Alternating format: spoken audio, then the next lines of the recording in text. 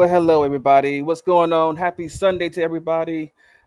Hopefully everybody's out there doing good in all social media lands. Welcome to the Blurred Cast that happens every Sunday here at 5 o'clock. And I am your host, the Thick Knight.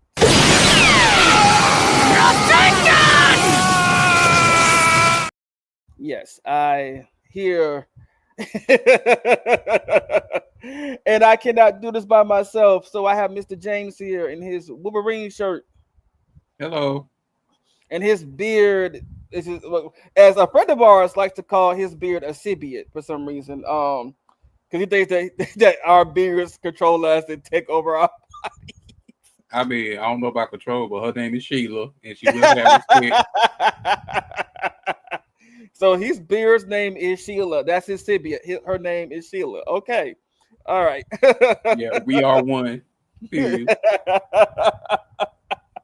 And also here at the bottom, we have Mr. Cat Daddy. Oh, wait. Oh.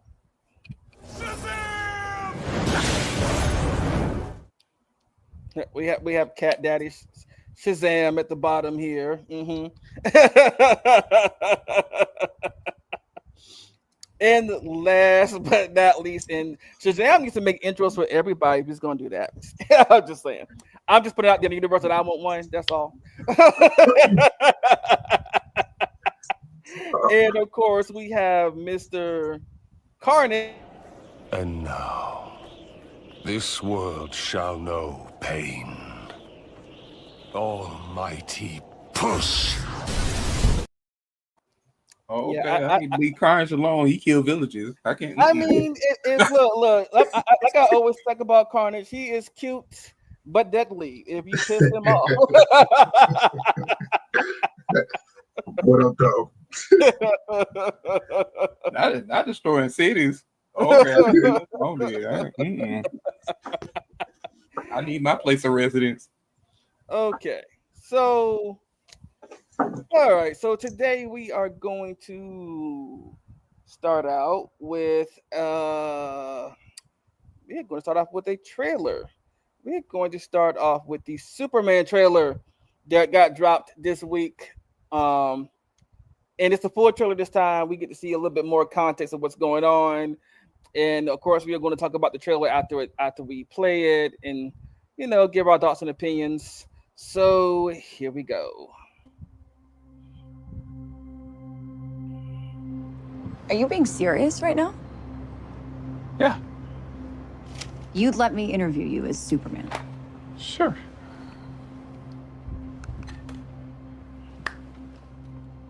Ready? Let's do it, Cronkite. Superman. Miss Lane. Recently, you've come under a lot of fire for I what know, some it's a might. lot of fire, It's but- a lot. Today, the Secretary of Defense said he was going to look into your actions. That's funny? My actions? I stopped a war. Maybe. Not maybe. I did. In effect, you illegally entered a country. This is how you're gonna be? I'm not the one being interviewed, Superman. Did you consult with the president? No. You seemingly acting as a representative of the United States will representing cause anybody more except for me. problems around the world. And doing good. I would question myself in the same situation and consider the consequences. People were going to die.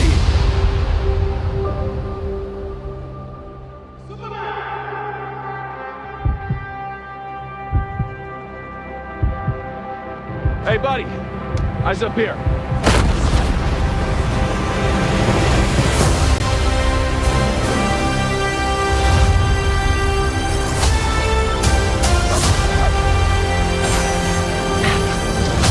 Your choices. Your actions. That's what makes you who you are.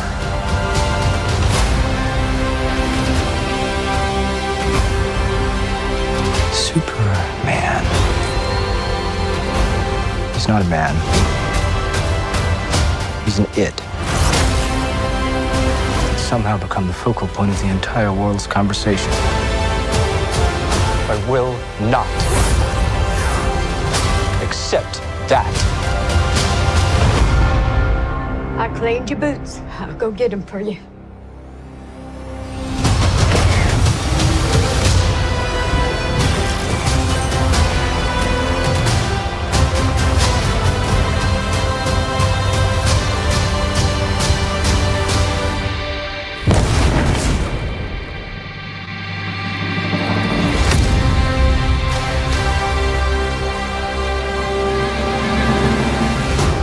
You have a dog?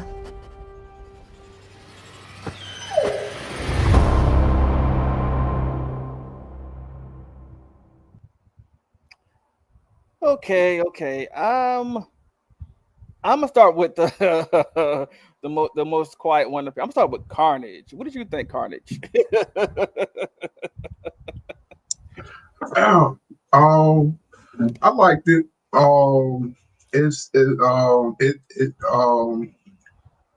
It details what am I trying to say? I liked it, and I can't wait to see it. You shouldn't have led with me. I gotta stick you out in the sun sometimes. Like here, yeah. No, but for the least one who on this panel, you know, I liked it, and I can't wait to see it. Yeah. Okay. What about you, James? It was a great trailer because it shows the conflict Superman has with the people and the conflicts with the villains he has to deal with, and probably some of his other super heroes that were shown in the video that he might come across. Like, are they gonna be with him, or it's sort of like the Marvel situation with the whole government. Like, you can't be going around doing stuff on your own because they think that we're attacking, that kind of situation. Like, we're attacking them. You may be representing yourself, but to other countries, you could, like you represent America. Yeah. With the suit, where you're living, stuff like that, or where you're flying from. They don't know where you live because they don't know your identity, but they know enough where you come from. So it look like it's gonna be a great movie. And please, and don't kill the dog, because baby, they gonna shut this movie down. Right, Peter. I don't think they're gonna kill Crypto because of they know better. That too, but they're spinning it, and I don't know why, but they're spinning it in this movie. This is the rumor anyway. They're spinning it that Crypto was actually Supergirl's dog, and I'm like, why are y'all trying to spin it that way? Even though I feel like I do know, for those that don't know, that when Krypton was exploding, the first pod that they sent off the planet was Supergirl. You can call her Kira or Kara, because people say both out there is either Kira or Kara. We don't know. We don't know if that's what they're going with or not yet. Yeah, we don't know. Right. Actually, that was introduced in Supergirl's history much later when they retconned it in the New 52 era. But I'm not sure if they're going to still go with that story or not. We don't know which Supergirl we have right now. We've had like 50 of them so far, so it's best not to even put that out there. They're completely rewriting this universe. Let them tell the story as it comes. Okay. Well, originally, not in this universe yet, because we don't know, but originally, they always say that her pod got to Earth first, except for that's not what it was originally either. That's what I'm saying. It's not even let's even go with that. Okay. Because if you want to go originally, she had a super cat. Right, that's what I'm saying. Yeah. she had and she came later. Super cat. Right. Yeah, because, Streaky. Yeah. Don't you start. Streaky is the Streaky thing. was her cat, yeah. Because even in the in the Supergirl show that they had on the CW, she had Streaky, but it only shows Streaky in one scene. But her pod actually did leave first. It just got knocked into a wormhole or into the negative zone or something like that, and she didn't age or mature like she should have. Like in the movie, she was in the Phantom Zone somehow. Yeah. Yeah. In the early 2s, she came earlier, but her pod was in kind of stasis, and she came out later. Suspended animation. Yeah. And in the absolute universe now, they left at the same time, so I don't know what they're gonna do. Right, and in the New 52s, not the New 52s, but when you watch the movie Superman, Batman, Apocalypse, her pod was in a meteor.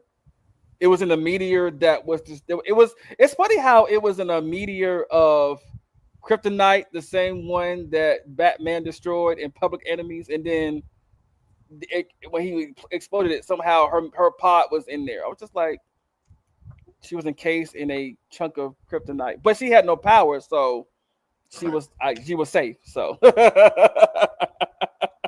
And I don't think we still got a consensus on how kryptonite becomes kryptonite when it comes here either. Yeah. And also you also learned that different kryptonites on different Earths affect Kryptonians differently. Yeah, we don't know what kind of kryptonite we're gonna get this time either. I'm waiting for pink kryptonite. That turns Superman into a diddler, I guess. It's colors. Oh baby, yes. There are like over 30 different kinds of kryptonite out there. There's red kryptonite, blue kryptonite, green kryptonite, gold kryptonite, silver kryptonite, black kryptonite, white kryptonite. Yeah, there's kryptonite for every season. Yes. Ooh, you know what? That'll be a good show. That'll be a good small series. Pink kryptonite come down to Earth, affect Superman, and now he's a drag queen. Oh. Know that would... Don't tell me that won't be an epic story. Not nothing. Not like no 2-3 season series. Just one season of him. There is a comic book. There is a universe where that actually did happen, where it turned him into a woman. So, like it gender bended him for real. Like he went from Clark to Clarkina in an instant. So not Clarkina. Now y'all could came up with a better name than Clarkina. Now Clarkina. Okay, Claire. He went from Clark to Claire in an instant. Yeah.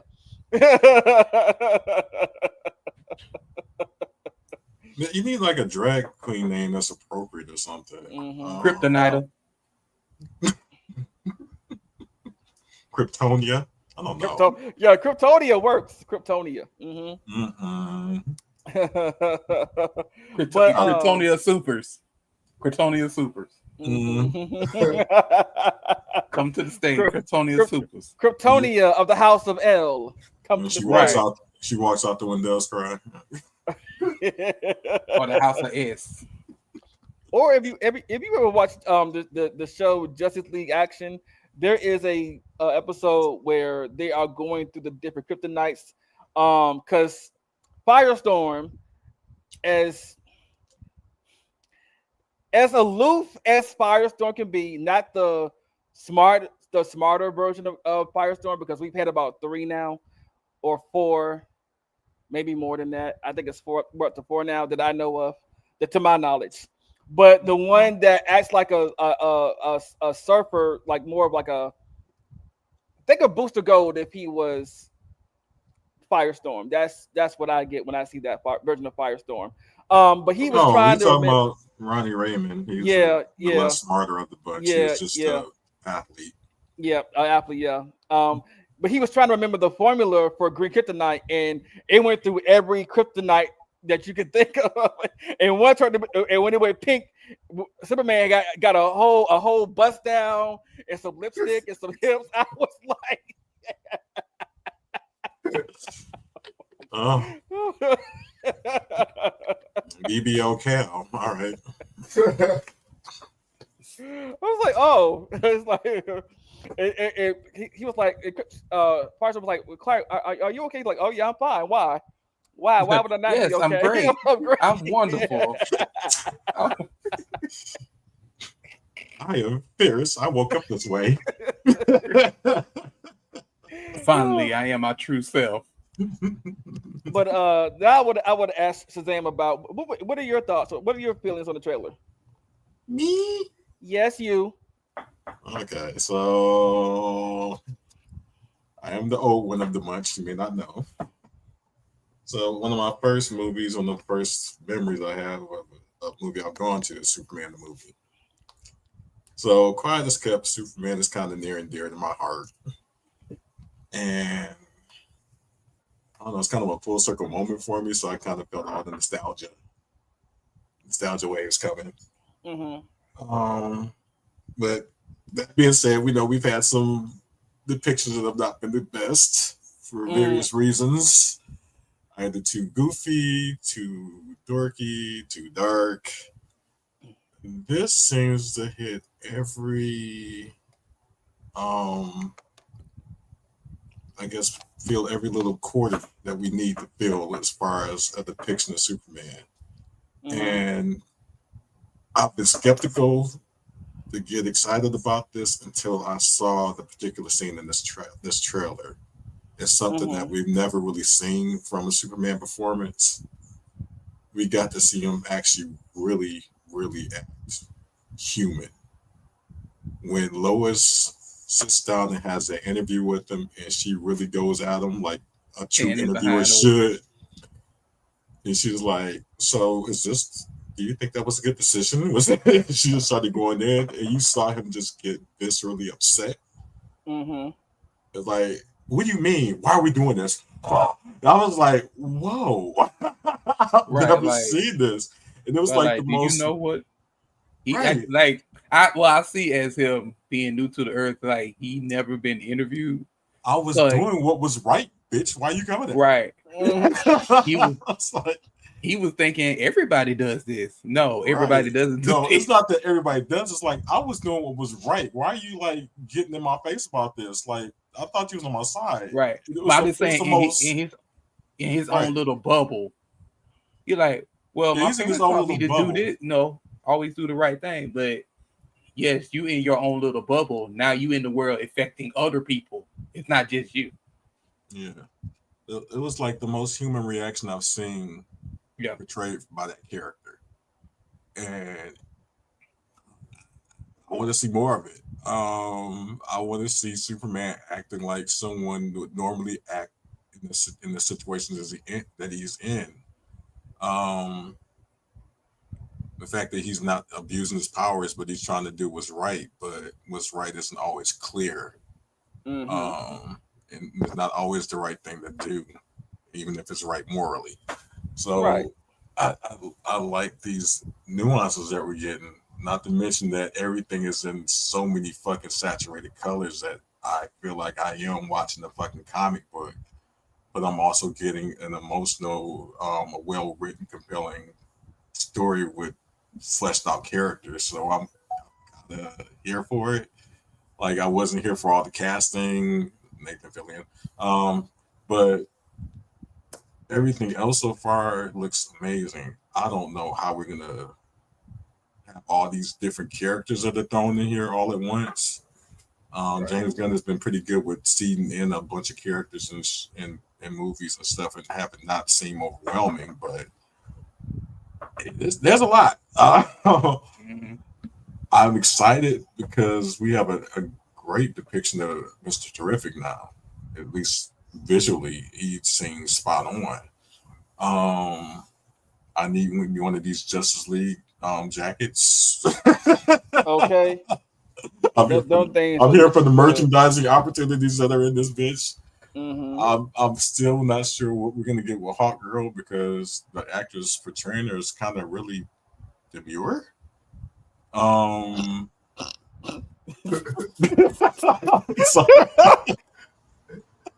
Well, I don't.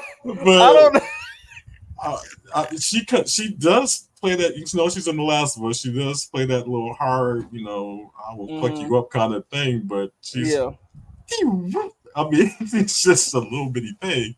Mm-hmm. But I would give it a chance. I don't know. I don't know what I'm getting. I just know I'm kind of excited for it. It looks visually stunning. We got a goofy crypto that's actually part of the story. Is given so much man and his best friend. Lex sings great. He's intense. He looks intelligent. Even for Mayo, he's kind of attractive. I mean, I don't not the Joker like right. in the last one. Good girl. Not the Joker. Let's not even talk about that. That was Arcade. I don't know why Arcade was in the DC movie. What you talking about? Maxwell Lord? No, Zack Snyder's whatever the fuck that was. Oh, Joker. The one that played Lex. He was more so playing Arcade. Yeah. That was what was his name? The one that's in Now You See Me, and was also in Kick Ass. But that guy. I can't think of his name at the moment. I can't remember his name. I'm forgetting it for his own good. We're just gonna not footnote that chapter and just move on. Yeah. But what I really like what you said is they actually put color in this, like bright colors, everything. It's so saturated. I just feel excited looking at it. So for the longest time, I thought that DC, when they did the movies or whatever, it wasn't any color in it. You know what I'm saying? I just thought that DC did that like that. You know what I'm saying? That was Zack Snyder. Actually, it used to be Marvel trying to do the darker, moody colors. See, that's and DC were more bright. Right, that's what pissed me off. It's like Marvel started winning by acting like DC in the movies. Yeah. Like Marvel's movies was more like DC's comics. Right. And then DC's movies were more like Marvel's comics. I was like, why are we switching shit up and fucking it up for everybody? Right. That part. Marvel used to be very dark and leather. Everybody wearing leather and in this dark city with these evil people, moody. It was. So I'm just, like you said, I'm just glad everything ain't pitch yellow like it was in the last couple of movies. Like, I mean, it worked in some instances, like the dark tone on Blade and change that up. That was a good thing, but and I couldn't stand all people talking about some cinema wise. But Batman versus Superman and Justice League cinema wise and color wise was like the best thing that DC has put out as far as live action. I was just like, well, excuse me, because they're like, you can't tell me that Zack Snyder don't know what he's doing. He knows how to film. He knows, but he don't know how. He may know how to film to a degree, but he can't direct this for shit. So I'm just saying, like, Zack Snyder is good with the cinematography. Yeah, he is. His storytelling needs some work. I don't know who wrote that Rebel Moon shit. I couldn't even get through it. And then there was that zombie movie with Batista in it. I was just like, sir, all you did was paint a different color on Dawn of the Dead. That's all you did. Like, seriously, that's really. I got Dawn of the Dead with a new coat of paint. That's it. What was the first one he did? Was it Night of the Living Dead, or he did one of those where the zombies are actually running? That was the most interesting thing he did to that. Where it's like, oh, they run now? Oh shit! Yeah, yeah. It was Dawn of the Dead, or hold on. Was it hold on? Which movie was that one? And I was like, when was that? It was Army of the Dead. It was Army of the Dead. Yeah, okay. with Batista in it. And I'm like, yeah, all I see is that you pretty much just mixed a little bit of Predator with some zombies, and yeah, that's all I got. It was okay. I mean, like, his visuals are like everything, but as far as his storytelling, it is Right, he needs to but get to the right writer as a team up film. right, but when he did his animated Twilight of the Gods, I'm like, yes, Zack Snyder, you have found your niche. Stick to animation, because Twilight of the Gods was the chef's kiss. It was amazing. I'm like, this I is didn't your know he this, was behind that one. yeah, he was. Huh. I'm like, yes, this is your lane. This is the lane that you should stay in. Stay in your lane.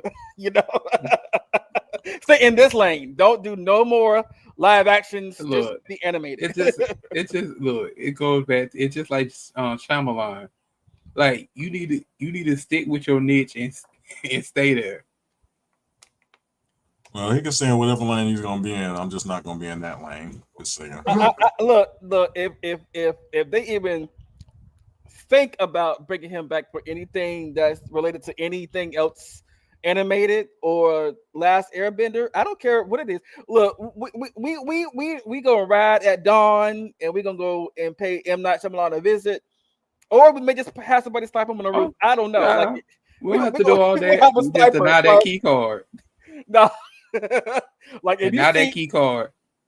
we'll give every person else. We'll give every person in security a picture. If you see this man, do not let him in. He's not allowed five. He's not allowed 500 feet from the premises. Okay.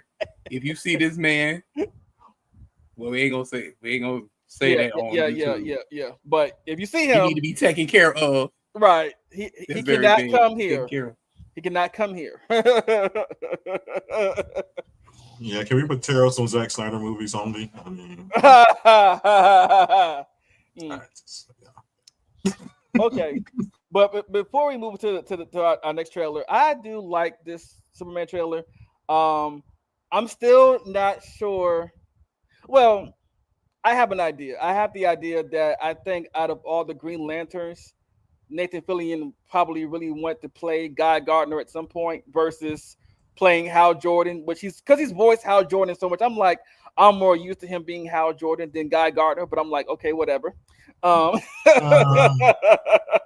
Let's face it. Okay, I'm an old school Nathan Fillion fan, and and I love him on The Rookie. He's but amazing. that was 30 years ago. Why I know y'all friends, I know y'all buddies. He does voice acting for these characters and everything, but okay, I'm of course I'm one that don't want to promote ageism, but this is a franchise that has to go on for years. Why are we putting someone so old in the role that's supposed to be for somebody younger and way more athletic? Right. And by the looks of it, why does Hal Jordan look younger than Guy Gardner in this universe? Let's just face it. Even though Hal was first.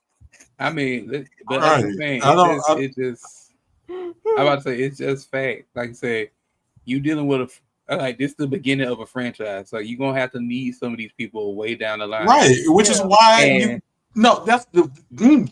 Thank you for bringing that up. Which is what pisses me the fuck off the most. Sorry, I didn't mean to curse it. So you good. You good. But this is why you didn't cast Cavill. So why would you cast someone in that same position for this role, just starting off, that's way older in this role, when you excommunicated Cavill for being too old for what your vision was and what you were leading up to?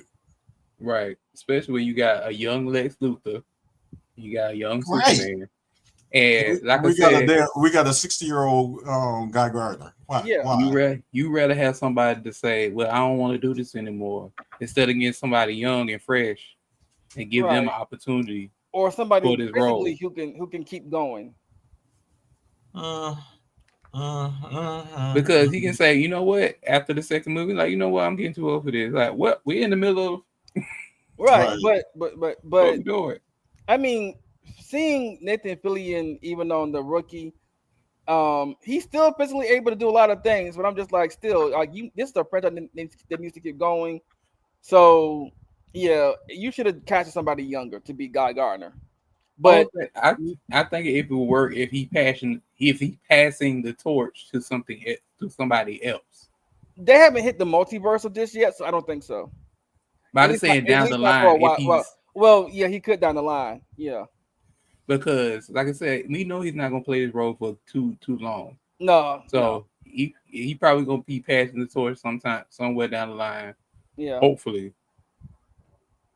But they'll if so, they'll do something where it'll either be a multiversal thing, or he'll have a son pop out of somewhere called Guy Gardner Jr. and they'll cast somebody younger to be his son. I don't know. But this is the thing. Well, no, I know that's not gonna happen. Right. I really hope it's not a multiversal thing because we don't need this early on. No, we don't. It's not gonna. No, because it's just gonna be another Lantern. That's all. It's 50 million of them. Gonna be they're gonna put John in that role. That's all. Because that's the thing. That's the thing. Marvel started because you remember everybody used to want to have their own universe. Okay, you remember? I think Sony won their own monster universe. You remember that? Mm-hmm. Yeah. With Dracula and all them. Mm-hmm. They tried it. They did. But I love the fact that even when the Superman theme sounds so classic, like it's Christopher Reeves, like it gave me crap. No, they used it. I know. They did use that score and just amped it up, like revised it, or how they say it, remade it or whatever. But it got me excited to like go watch this movie again too. I loved it. Remastered. Thank you. They used that score. And also Christopher Reeve's son is also in the movie as a cameo. So they're paying some kind of homage to him, of course, because I mean, Can we stop with the homages? I mean, it was cute. The first 50 million times they've done it. I'm over it. No one knows who these people are. It doesn't matter to them. Us old folks are getting too old to even care or even go see these movies. So why are we keep doing it? Why do we keep doing it? And this is coming from the old fucker in the room. I'm sorry. You don't need it. But yeah, I'm excited for. And also, so y'all did see the lady with the blaze is the engineer from The Authority. And I did not realize that's who that was supposed to be until I saw someone do a commentary on it. I was like, oh, yeah. So, I guess. I don't understand why we're pigeonholing her into the story, but I will let you cook. So, we'll see what it gives. Right.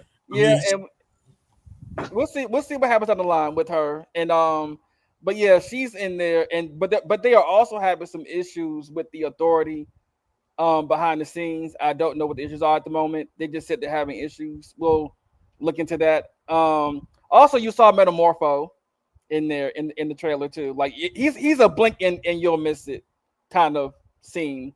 So if you Metamorpho. That's my concern. I think people also forgot too that Metamorpho was in this movie. I just had an epiphany. What's your epiphany? Okay, so I think most of us old school big old fanboys have theorized that he's headed towards the Kingdom Come universe. Mm-hmm. I think he's gonna use authority characters as the extreme characters within that Kingdom Come story to create it in the future. Okay. That's the only thing that makes sense to me to why he would include the Authority in this. We'll see. Remember this podcast for later. See if I was right. But yeah, I think that's where we're going. All right. If this is what we can win, I'm gonna let him cook. We're gonna see what happens. But all right. Go ahead, James. But I'm about to say my only really concern with the trailer is I think Shazam brought it up. Is it gonna be too many people? Because it's a lot. Because right now we want to focus on Superman and maybe like say Superman, a villain, and maybe like two other characters. They showed a lot in this trailer, so I hope they can keep it tight throughout the whole story, right, and not make it convoluted. So we'll see. and also don't forget that Ultraman is also in his movie, which is has anyone confirmed that? Yeah, you didn't see the big old U on his chest? I see the U. I get why people would say that.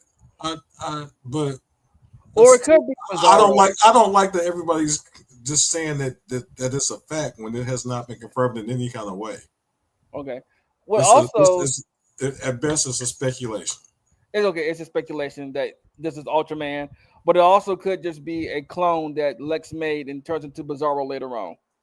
That's possible too, or it could be, which I hope to God not, because if you really look at the costume, it looks kind of like the way we were originally introduced to Doomsday. Yeah. So I hope that's not the case, but I really don't know who that character is supposed to be at this point. Okay. All right. So I'm excited for it. And we're going to move on to our next trailer, which is finally Marvel dropped a Ironheart trailer, like an actual full Ironheart trailer after so many. Let me take a drink. Hold on.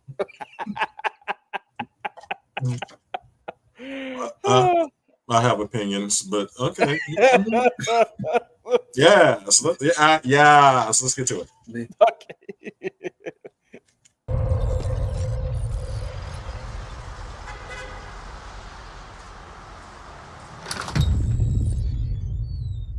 Hello?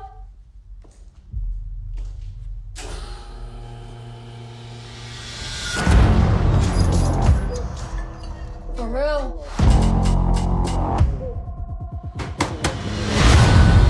Welcome, Riri. In less than 3 minutes, the air in this elevator will no longer be breathable. Oh, what is this? Your interview. You'll suffocate and die unless you break into the device on the floor, where you'll find a gas mask. Good luck. Screw this.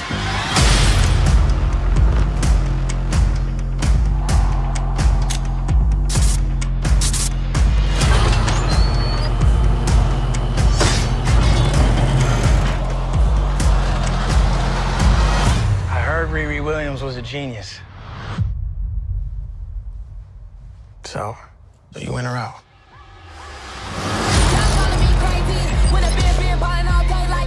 Riri, I see you. I see you're fed up, waiting to be acknowledged for your greatness.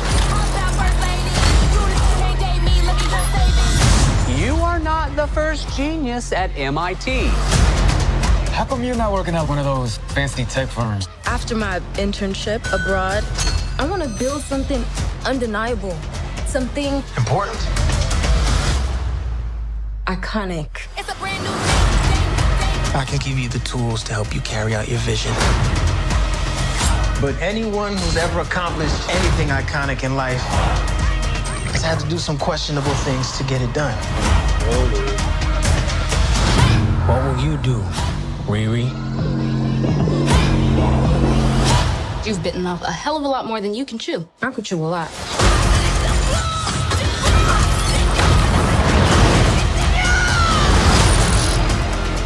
You know nothing about this man. You're gonna end up dead or in jail. This is so much bigger than that.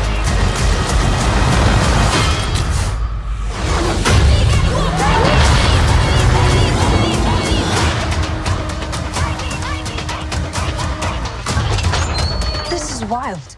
A shady bunker. My bunker's not shady. Would a shady bunker have that on the wall? It's literally above a crate of self-guided missiles. I'm returning those.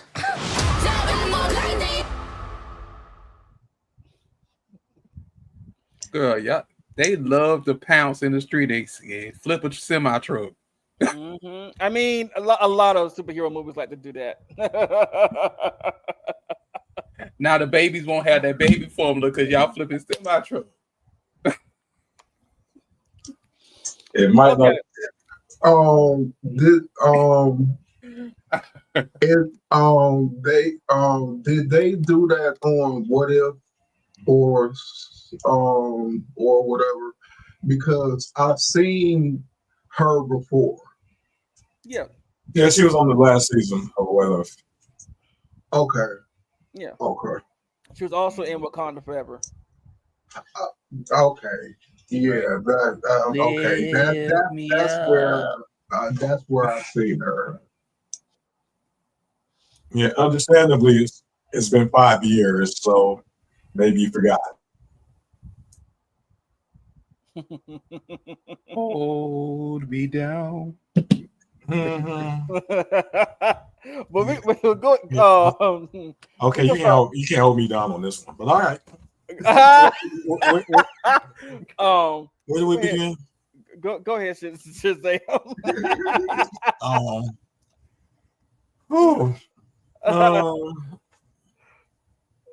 Of course, I have questions like, why did we wait so damn long for this? Because this project has been done for years.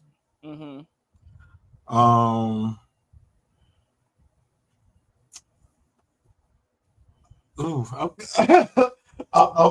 upset.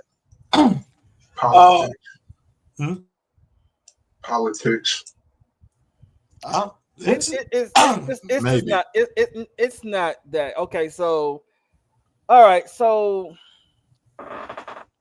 yes, this project's been done for years, and unfortunately, this and Armored Wars was in that vacuum. Well, I don't call it vacuum. It was in that blender. I'm gonna use the term blender of, do we release this? Do we cancel this? What do we do with this? Because Marvel had a lot of projects at one point in time where they're like, well, do we cancel this? Do we make it to a movie? Do we make it to a series? What do we do with these things when they were also listening to the criticism of the fans and like, okay, and also while trying to also rebrand themselves so they don't give the audience MCU fatigue or hero fatigue anymore, instead of just spitting out shows. It all happened like a big bang, and this is what we got, So unfortunately, Armored Wars and Ironheart were mixed up in that, along with a lot of other things that probably would never pop out because they got canceled. And there were a lot of projects that got canceled. And I must give some pushback. Is that something you read, or is this what you're assuming? A bit of both. I read, and it's things I'm also just assuming, but it's more so with things that I've read than things that I've heard and seen. It's just like, because remember, we were supposed to get Armored Wars before we got this as a movie, and Riri and Rhodey was supposed to be in that. Yeah, I still don't know anything about why Armor Wars went to nothing as well. Mm-hmm. I don't know. It's just giving that you had no faith in the project at all. I don't know. I can't remember the guy who was formerly the head of Marvel Disney for this prior to the different changes that we got now, where they were just throwing everything at the wall and was going to bring it out.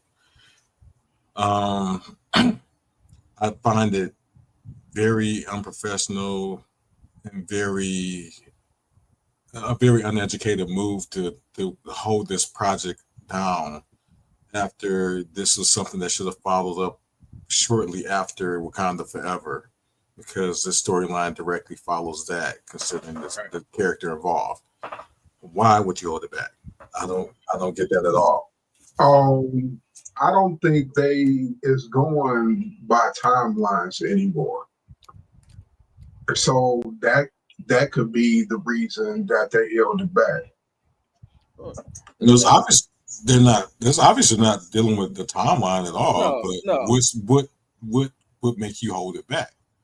Only thing I can think or could point to is because there was a vocal minority that was talking about everything being so woke, because we're dealing with a lot of female characters, a lot of characters of color, And certain ones of us, considering especially times right now, have felt the way and decided that they wanted to be the forefront of everything, even though that's not what sells and that's not what people are interested in.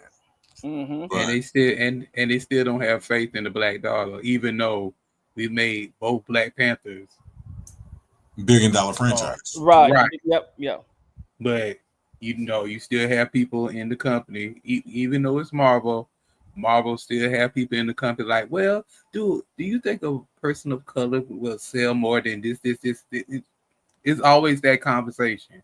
Always. Yeah. And so now my disgust at this point is we've come to another factor where color has shown that this is what the people want. And I have to reintroduce Sinners into this because everybody was talking shit about Sinners. It's not going to go anywhere. Why is the company even putting this out there? Let's give him. You reading my mind. Let's let him have some spotlight because I guess whatever. But maybe he'll just shut the fuck up after we do this for him. But against all odds, Sinners has been the blockbuster of the year so far, and it's still climbing and still selling. Right. And so now all of a sudden, because Ryan Coogler is attached to Sinners and this project as well as producer, now we want to promote the movie. Right. And that's fine and dandy, but as you can see, or as I've noted, the movie looks dated. Even though it looks good, it looks dated because this is material that was done years ago. Right. So now what? Right. You see all the hoopla Ryan Coogler is getting into as far as the law. He was at the bank. And he was trying to withdraw some money or whatever, and $15,000 or whatever, you know what I'm saying? And they said, okay, Mr.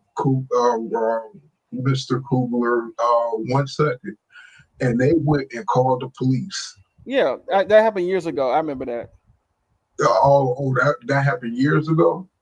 Mm-hmm. Oh, I just seen it. So yeah, it was just recently reported. Yeah. Yeah, but it happened years ago. It was reported years ago that he was at the bank and that happened. Yeah, and we talked about it on here when it happened. Like, yeah, they just it's racial profiling, of course. And Michael B. Jordan is caught up in the Diddy trial. Well, not yet. Everybody on that list there. But like I said, like somebody said, like Cat Williams said, there was the party, the front party, then they had the after party. Mm-hmm. Right. No, a lot of people went to that front party. Yeah, and like Cat Williams said, when it was time, but you don't stay there past midnight. After midnight, before midnight, you take your ass Washington home. said the same thing. He said take after your a ass certain home. time, I go home. Right. No. Well, he's kind of more involved into it. Michael B. Jordan was dating Cassie or whatever, and Puff found out. So Puff threatened him, and that's how he tied into it. You know what I'm saying? Oh, okay. That's not surprising. Yeah, I mean, I'm not surprised by that. But yeah, but back to the whole Ironheart situation. Yeah, so because a lot of things were slated to be released and they didn't.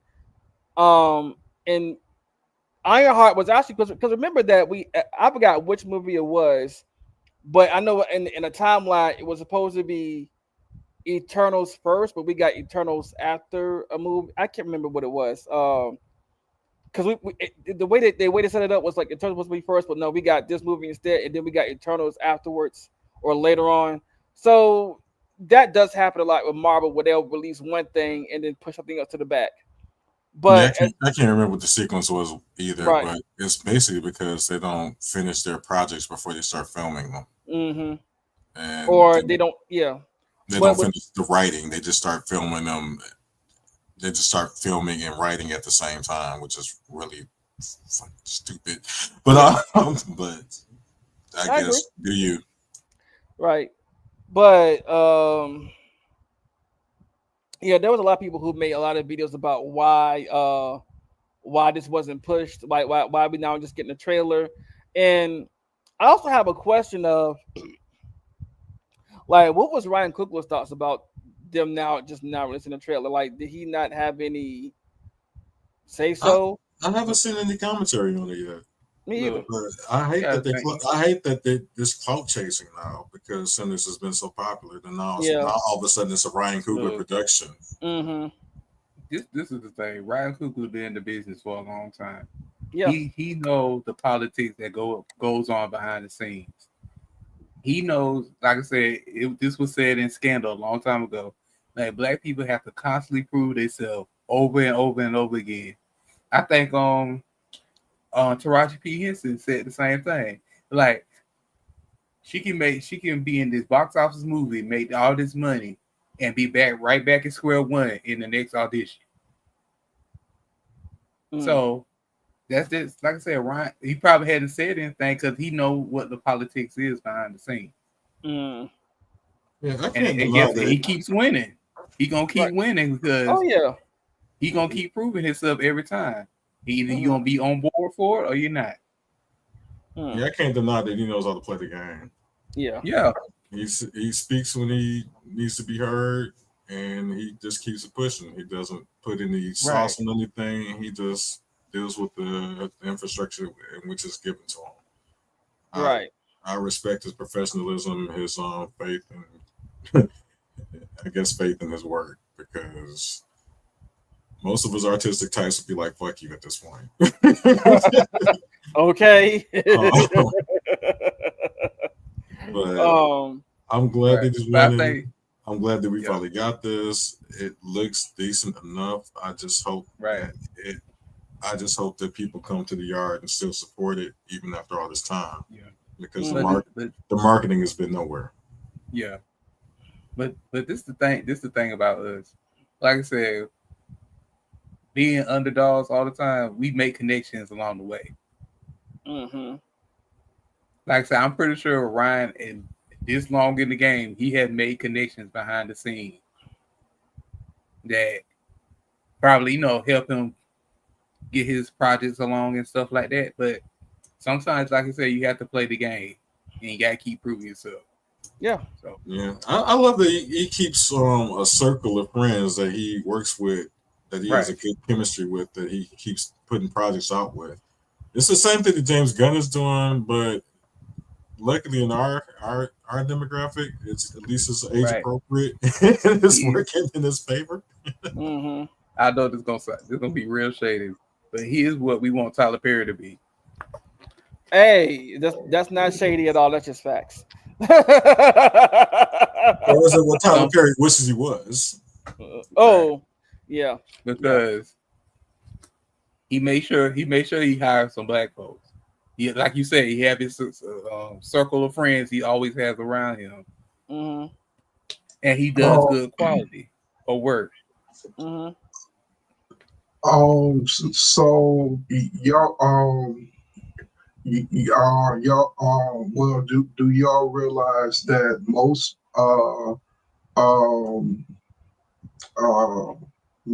producers, not producers, most directors have core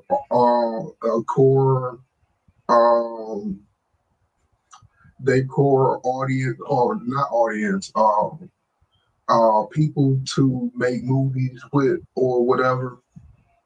Look at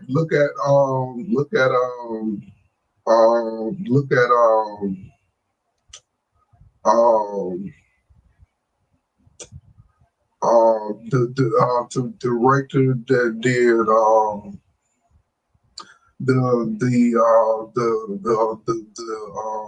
vampire movie. Sinners? No, not Sinners. The one that it was based, the one that it inspired it. You mean Dust Till Dawn? Yeah, Dust Till Dawn. Didn't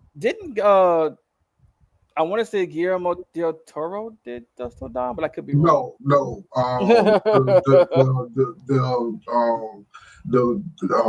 What's his name? Hold on.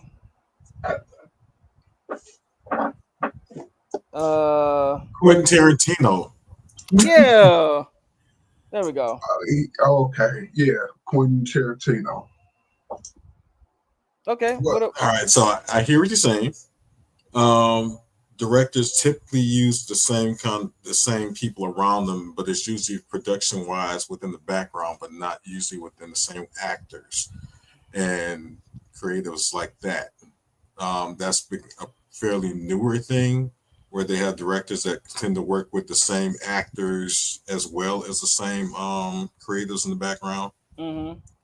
But there's only like a particular handful that do that. Yeah. Think about not the director, but the people, the white people, not white people, the white actors, the white comedians. The actors that normally work with the same people. Yeah. No, I can point to a couple like that. Like there's Scorsese, of course. He always works with this Gilbert Grape dude, Boston accent all the fucking time. I can't think of his name at the moment. Mm-hmm. But he always works with him. There's a select few that do that, but it's not a standard thing. Right. But the big ones the big movies that have taken pop culture by storm and stuff, yeah, I can see how you can see that as a regular thing, but there's really a handful of directors that do that. Mm-hmm. Yeah, I know. And he's probably, other than Tyler Perry, Ryan Coogler is probably the first one that's been more consistent with that as far as in our spectrum of things. I mean, hello, Cedro. Turn into a Hulk. I am vengeance. I am the night. Wow. Not with that color. It's giving kind of envious. I mean, Batman did turn into a Green Lantern at one point, so I guess you go with that. Oh, must be all right. I Okay. guess. Whatever. No, it was. I'm sorry. It was a Green Lantern. He also was a Yellow Lantern too, so it works. He surrounded himself by kryptonite. Now that makes sense. That's his kryptonite suit. He's got the kryptonite ring on. That's what it is. Yeah. Just in case Superman want to bust in his house, I got it. He's like, I got him. Yeah, Superman and I are kind of having a beef right now, so what? I'm protecting myself. Wait, do we need to back up and get your opinion on the Superman trailer right quick? I mean, sure, I could give a quick something. It's not too much. I'm not a big Superman fan. I'll start off by saying that. Be honest. I'm also very tired of Superman. Like, to be like, I like this T-shirt, but Superman and Batman like are kind of tired to me. Like I'm a little fatigued. I'm a little fatigued. I respect that, seriously. And so when they do projects that are great or good, I still watch them all. I mean, why wouldn't I? Obviously, but also my partner is a big DC fan, so I'd be watching it regardless. Oh, you dated good. Okay. Uh-huh. And so, and so that being said, I think that this trailer or these trailers and stuff for Superman, I think it's going to be a good movie. Hey. I do think that it's going to be a good movie. I just wish that they wouldn't make it seem like sort of what Marvel is doing with Fantastic Four, which is this sort of like MAGA revolution of superhero movies, and it's somehow saving cinema that way. You know, we've endured for the last 5 years or so. Everyone. Wait. I need you to clarify that. What do you mean by the MAGA revolution? So, I don't think that this is anything that's specifically related to the groups that do those sorts of things, but there's always an influx of every time we get more POC or marginalized group protagonists, there's an outcry from the public, and then suddenly the same movies that we've been enjoying giving diversity minimize the diversity, and suddenly everybody's amped up again for them. So, like, while I think this is going to be a good movie, and I think it's going to prove a lot of the hype correct, it has the potential to do that at least. I wish it weren't under the context that it was under. Like, I wish it could be appreciated without that nagging sort of thing that I know is happening, where we basically watched the last 5 years. Every time there was a POC protagonist, it was either hated ahead of time and trashed, or like completely dogged and more harshly criticized for similar projects coming out with similar premises or similar things. Like, for example, people think that The Marvels was a terrible movie.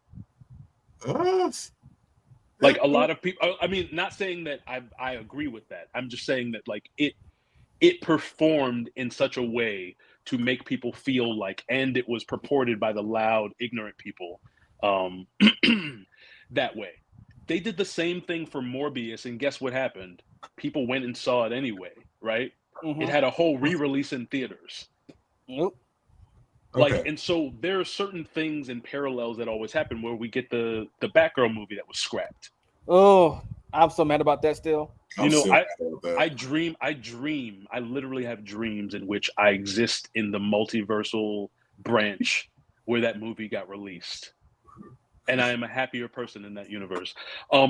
But that that aside, I do think the trailer was cool. Like, there's a lot of really nice things about this. One, they're skipping the origin, because anyone who's been alive and paid Long attention enough, to yeah. media at all for the last, 50, 60, 70, 80 years, understands Superman to a certain degree. So I'm glad that they got rid of that. The only knock I have against what James Gunn has been doing so far is that they made it seem in the marketing was that it was going to be a complete deviation from the Snyderverse. And yet the first project was Creature Commandos, which confirmed that both Suicide Squad movies exist in this universe. And so I'm a little torn as far as the foundational aspects of this, but I do think the movie looks good. I mean, they know how to market it. The visual effects look great, and I think one of the things that they flexed on, especially as that concerned, were the visual effect. Like, anytime there was a scene that was in the daylight, and the visual effects were that crisp and realistic still, because direct sunlight will mess up something looking real, right? Especially if you don't get your shading right. And there's a lot of really awesome shading, subsurface scattering, like some of the visual effects that they were able to achieve just in the trailer makes me hopeful that this will be a really nice, this will be really cool. Very nice. So, I mean, good. Did you guys did Ironheart too, right? Wait, yeah. Let me. We still talking talking about about points. Really. That's why I'm trying to wrap it up and get back to that. Yeah, sure. Yeah. What you said, Snyder Universe still being in effect. I hear what you're saying. They actually corrected that within the Peacemaker TV series. Yeah. So you can catch that within the trailer. Yeah. What else did you say? You kind of went past where I wanted to go, because you kind of brought it back to what I wanted to get to with Ironheart. Your MAGA movement that you were saying about how this is a reactionary thing to everybody bitching about the POC representation that they were getting, and that we always get like a overzealous white representation afterwards. I'm just doing the summation of what you're saying. This kind of takes us to my feelings on Ironheart and why they suppressed it. Like now, all of a sudden, because once again, our POC representation has done so well as far as Sinners is gone. Now, all of a sudden, now you want to promote Ironheart, and then and it's front ended by it's a Ryan Coogler production, which I didn't even realize it was until these trailers came out recently. So now we're clout chasing because once again we put y'all back on the map because everything else you've been doing is subpar. Yeah, I totally feel where you're coming from. So now we're talking about Ironheart. Okay. What are your feelings on the trailer as you've seen it and everything surrounding it so far, and why are we here? Wait! Before you do that, this comment says, "I love Papa Warner's beard. I'm getting an urge to play some YMCA." YMCA.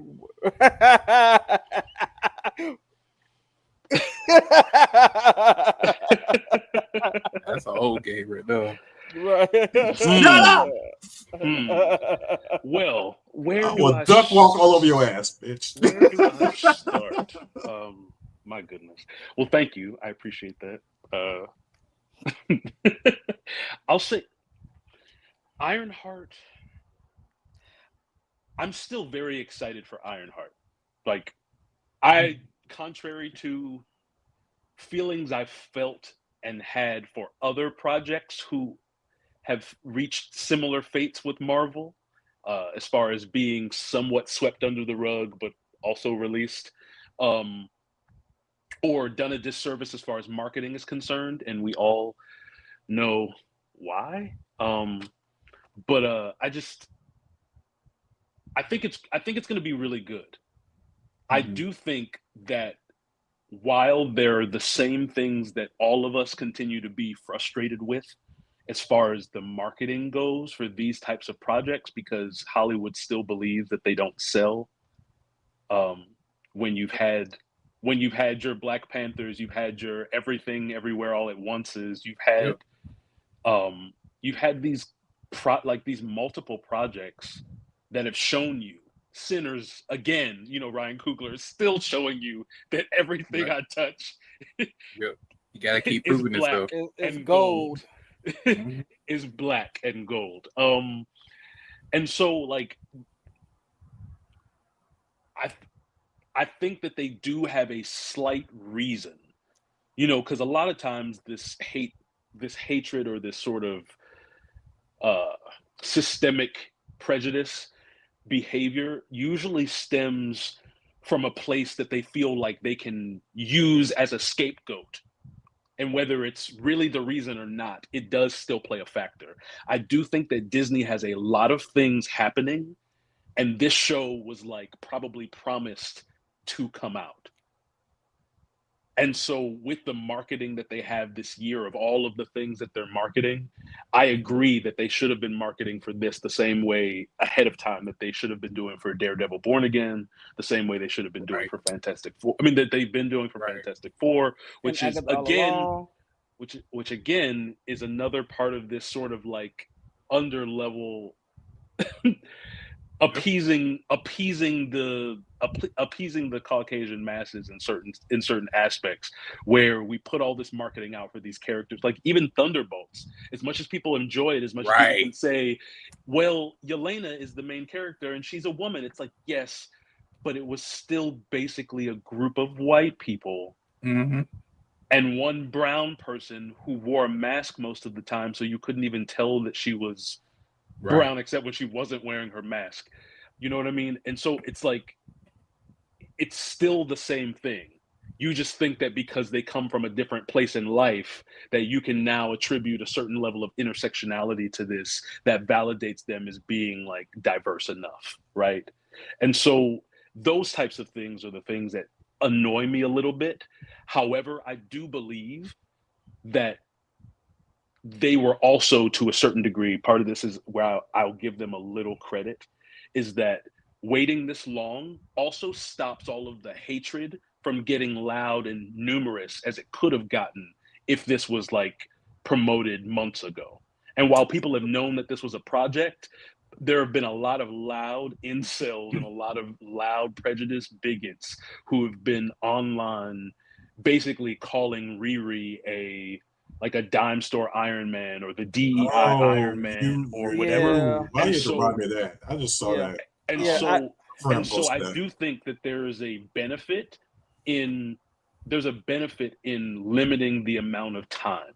Now, obviously, limiting the amount of time before the release. Now, obviously, that didn't necessarily work that well in the last election.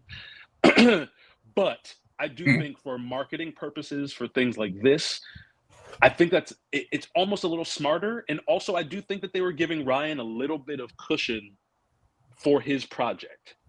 Like, I think it's not just the fact that Sinners did well that they put his name on this trailer. I do think that they were letting Sinners get its like as well as it did and give it a couple of weeks to get that acclaim that it's gotten to at this point so that they can attach his name to that in a way that helps promote that too. I wish I could agree. I wish I could agree with that. I'm not saying that that's the full reason why they did it. I'm trying to put in some of the reasons that are valid to a certain degree as portions of the main story, because they are like, there's Lilo and Stitch happening now. We have Fantastic Four happening basically next month. We have all of these things happening right now for Disney, and I do think that with that, they probably thought to strategize is like, how do we market for this, limit the amount of hatred we get, because we know we're going to get it. I mean, they've released statements when they hire Black people for their Star Wars projects to the fan base to be like, hold up on your racism for a second, but there are Black people in this universe. Yes. Or there's Black people in this galaxy, excuse me. And so I do think that there's a strategy to it as well. And it's not just, it's not only we think this will fail, so we're going to give it as little time and marketing money as possible. Like, there is a strategy level to this, especially because of the level of hatred. Remember how much we knew about Halle Bailey being Ariel ahead of time, and how that like tanked the movie in the end. Like, not saying that the movie, like, I thought the movie was fine. Okay. I still have my qualms about Disney doing these live action remakes of their animated movies. I think they should just leave them animated. Just stop. But just leave them animated. But but I do think that there is a level of strategy that Disney, as much as any studio, and maybe even more so, has a lot of experience in, because of all the tentpole huge IPs they own, and trying to incorporate diversity in many forms into them over the years, and how much people have hated it, especially recently. Like, I do think there's like what you and I have been talking about, Shazam, I do think is probably like 75 to 80% of it. But I do think the strategy part of it is like 10 to 15% of it, because they know what they're going to get as a backlash if they give it more time to fester. Whereas this, it's like, we wait for Sinners to succeed because we know it's going to succeed. We've done our test audiences and all that other stuff. Like, we got Sinners in our back pocket, and Ryan Coogler is the executive producer. I will say that I did know, because this was one of the things that they, once Black Panther Wakanda Forever came out, they had like signed with Ryan Coogler to executive produce a few things. One was an Ironheart series. One was the Eyes of Wakanda animated series. That's still coming, by the way. But like, I knew that this was coming, but I do think that Disney knew, like, I think Disney knew that this was going to be he was going to be successful. They didn't know it was going to be this successful. And I do think that also helped them be like, okay, let's give it a little more time to like ingratiate itself into people's minds. Sinners, and then boom, hey, the guy who did Sinners, remember Black Panther? Y'all love that. Remember Creed Black Panther 2? Y'all went to see that, at least, even if you didn't love it. And then they're like, he did this, and they put it on Ironheart. Now, I think it looks great. Like, I don't have any qualms with the trailer at all. I've seen some of the hateful or the pushback criticism for it, and I feel like I can poke at least a dozen holes in each of them because it just comes off as being ignorant. But I thought the trailer looked great. It looks cinematic. It looks like a movie and not a TV series. Oh fuck! Like we've got Parker Robbins. I mean, I'm sorry, not Parker Robbins. What is the man's actual name? The guy who's playing the Hood. Ramos. Hold on. Ramos. Yeah. Hold on a second. Anthony. Is it Anthony Ramos. Okay. Yeah. Anthony Ramos. Ramos. Anthony Ramos. Is that what Anthony said? No, I don't know. I don't know the pronunciation exactly. I would say Ramos just because he's part Latin. Yeah. And if we were saying that in Spanish, it would be more Ramos in the anglicized version. But I mean, it doesn't really. It's whatever. People say names all the time, and I'm sure he probably doesn't. Yeah, it's Ramos. At this point, Ramos. Yeah. So Anthony Ramos is in it. I'm actually excited about some of the other actors. Like, I don't know a lot about them. Like her friends, the woman who's playing her mom. I don't know a lot about them, but their characters seem interesting to me.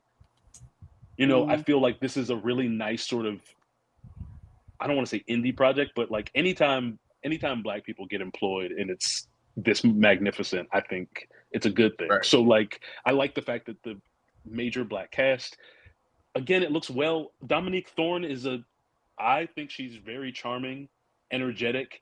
I really enjoy her as Riri. I know that was a sticking point for some people's criticism of Wakanda Forever, because they felt like she was a little more shoehorned in and not necessarily given her full flight. And that's fair.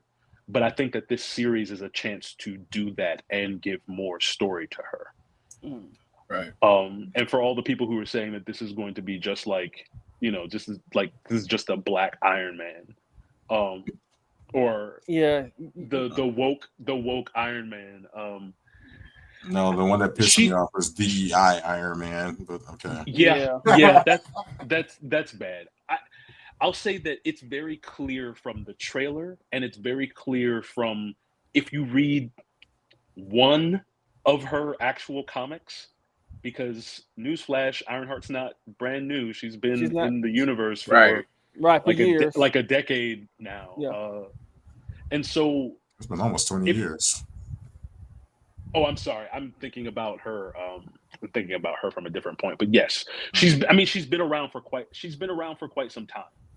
And so she has absolutely engraved her own path as a hero. And I do think it's unfair and, quite frankly, very stupidly ignorant to sit around and somehow have different standards and rules for this particular legacy character. And out of all legacy characters in comics across the multiverses of DC, Marvel, and the like, legacy characters, and by legacy characters, if anybody that's listening doesn't necessarily know, a legacy character is a hero that takes up the mantle of a hero before. So some of the Robins, to a certain degree, can be considered that, in their right. We've got many Green Lanterns. We've got, we've got different. The better example would be the Flashes, though. Yeah. Well, I mean, they all count in ways as far as legacy characters go. And my point is like, out of most legacy characters, Riri Williams actually, if you read her story, has more uniqueness and more stamp in her own place in the hero world as a legacy character than any of the other ones. Because most of the other ones are just sort of following in footsteps with a slightly cooler costume and a fresher take on things. Whereas like she actually had to create her own place, which is also why she is not just the new Iron Man. Yeah, right. She is Ironheart. It's been comforting to see that argument put out there in the community. And so I think it's going to be great. I'm going to enjoy it. I don't think it's going, like, they aren't releasing it all at once and sort of ninjally like they did with Echo. And we definitely don't have the time to get into the parallels as to how colonizer society has done to Native American culture. and how Right. and how that parallels what they did with Echo. I mean, another series that I enjoyed. You know, was it perfect? No. I mean, it definitely had its flaws, but I don't think it deserved to be released all at once, like on a random day and advertised like a month before. But here we are again having Ironheart have that. Right. The difference is that Ironheart is going to release 3 episodes to start. Right. And then is it 1 a week or 3 the next, or the final 3 the next week? I think it's 3 and 3 if I remember correctly. And my thing is, I think that's fine. I'd actually rather they do that with their 6-episode shows. Because a lot of times we watch that first episode and it's like, okay, this is cool, but you probably should have opened with 2. That's what they did with WandaVision. You know what I mean? It's like, I don't mind this release. Right. I don't mind it a lot. I'm disappointed that they didn't at least give another month ahead. But with Sinners happening where it happened, I do understand.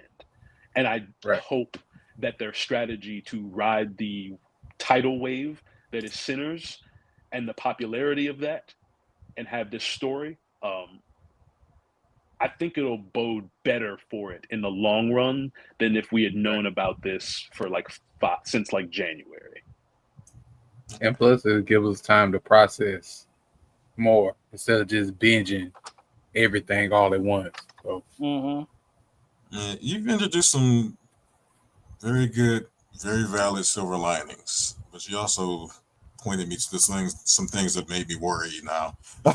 All right. But I do have a couple of videos I want to show. That are about Ironheart. Hold on a second. They're from TikTok, from other people reacting and having their own thoughts and opinions about Ironheart. So here's the first one.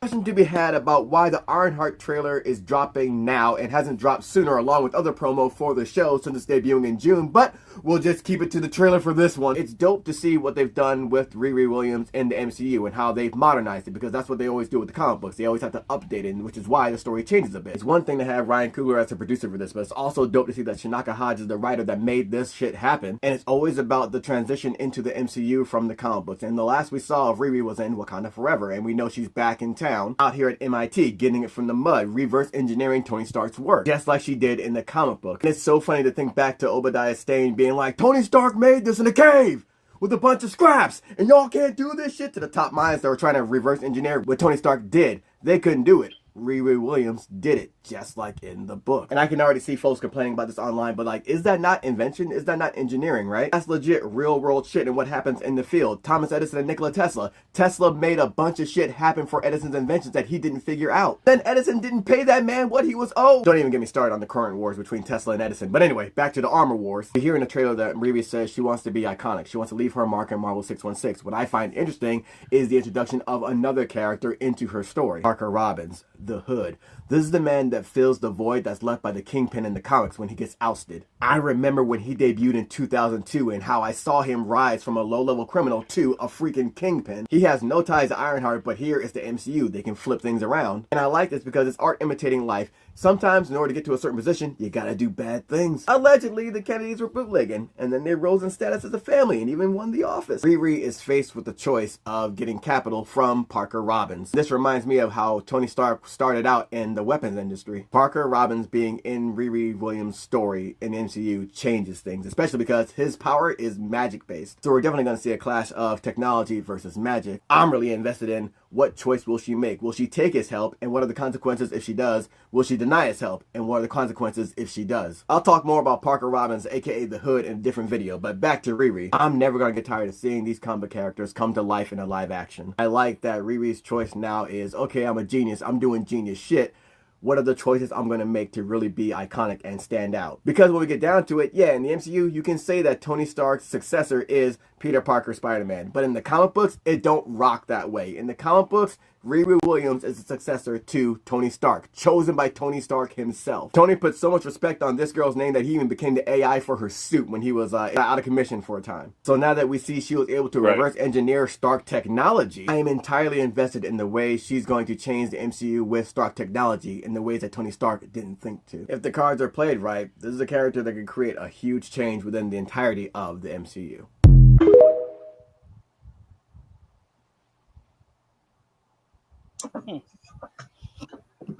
Yeah, I will say that from the trailer that we see it, we see one of the things that he said was he's curious to see if like what she does she accept his help and what are the consequences, or does she refuse his help and what are the consequences? I think we see from the trailer that she does both of those things.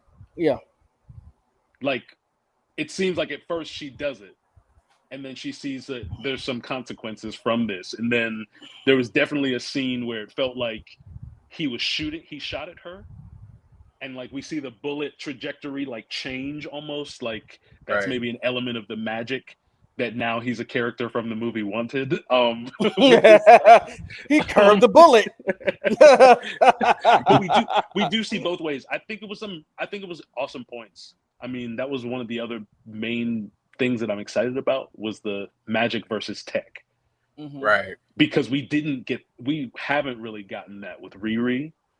And I think that that's another way that we differentiate her in her finding her way in this universe. But yes, absolutely. I mean, she's a genius. Right. And so, plus, okay, I'm sorry, James, go ahead. Oh no, I was about to say that. Plus, she's like the other flip of the coin because Tony was so I ain't gonna say so against magic, but he always wanted to prove magic wrong. Right. Magic doesn't exist. It's just science. It's just science that hasn't been proven yet. Yeah. And Riri is like, well, why not just accept magic for what it is and apply it to my tech? I mean, and there have been instances in the comics where Iron Man will accept a magical boost from Strange or whoever into his armor and be like, oh, so this is what this feels like, kind of thing. Like, okay, Right.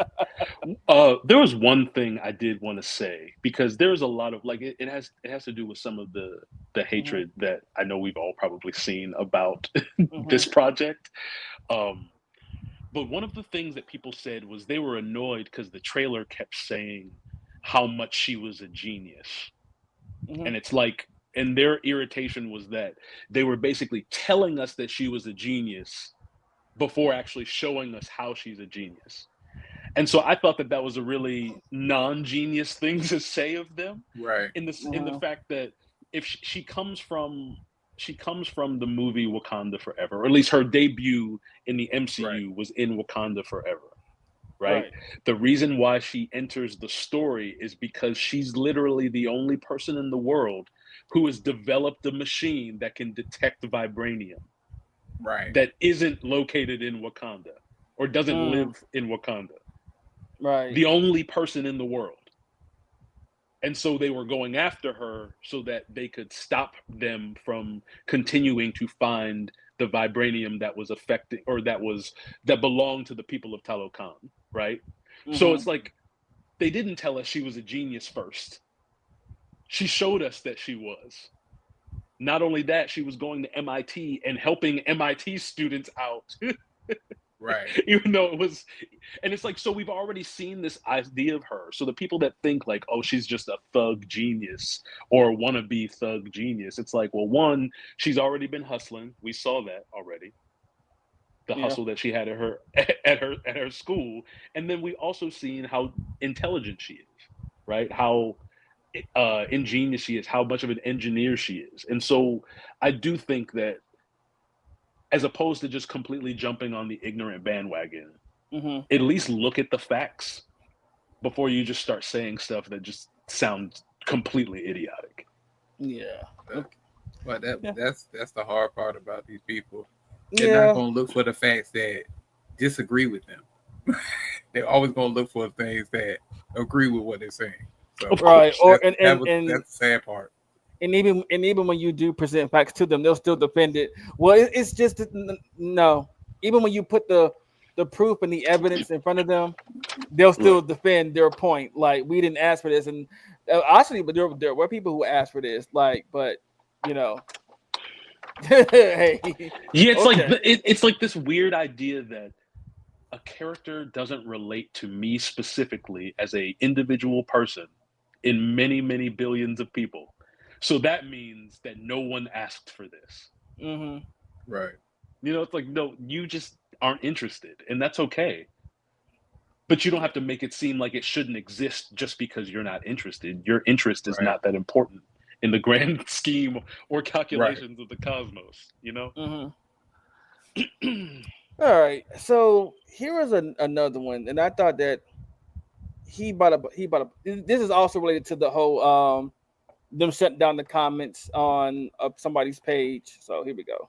Had to turn off the comments on the Ironheart trailer they posted 2 days ago, and there is no better example of how embarrassing discourse truly is around entertainment in this moment. I actually do have a complaint about this series that I'll get to, but it has nothing to do with this concept or the character. The questions popping up here is, who asked for this? And the response is, well, a lot of people asked for this. This character is incredibly popular in Marvel Comics right now. She's been around there for almost 10 years. Look at the young, fresh characters that are popping up and gaining popularity in Marvel Comics. It's people like Riri Williams, Kamala Khan, and Miles Morales. There's a deep level of irony to this, and it ties back to the original Iron Man film back in 2008 that started all of this off. Thing is, nobody was asking for an Iron Man movie back in April of 2006 when Jon Favreau was hired as the director. People often say Iron Man was a B-list character in the comics before that film came out. Don't know if that is quite true, as in Civil War, he was the leader of one side of this. This came out in July of 2006. That being said, he was just starting to really gain popularity. He was not a household name, and nobody was asking for a movie about Iron Man or a movie starring Robert Downey Jr. This is the other large irony here, because not only was an Iron Man movie a risk, so was hiring Robert Downey Jr. at that time. We've also seen the MCU dig even further into the barrel, finding heroes that nobody gave a single shit about and turning them into beloved, very popular characters. Nobody really cared about the Guardians of the Galaxy until James Gunn brought them to life. Outside of this character actually being popular, the other thing that confuses me here is the amount of talent that is involved with this that is being ignored. Because this is Ryan Coogler putting his money into this show. Dominique Thorne, who's in the lead, is a very well-trained veteran theater actor. She's put together a run of 4 well-liked films to start her career, and now she has this to really try to take off. Having watched the trailer, it looks well made, the effects look good, this looks absolutely fine. So if you have a deep, emotional, negative reaction to this Ironheart trailer, maybe do some soul searching. All that being said, unfortunately, this show does have a genuinely terrible person being involved in the cast. That is Sacha Baron Cohen. He is an actual Zionist, a blind supporter of the Israeli government, and he has made basically an entire career out of Islamophobia being turned into comedy. While he is an unfortunate inclusion, hopefully it's a tiny role, and we'll see how this all plays out.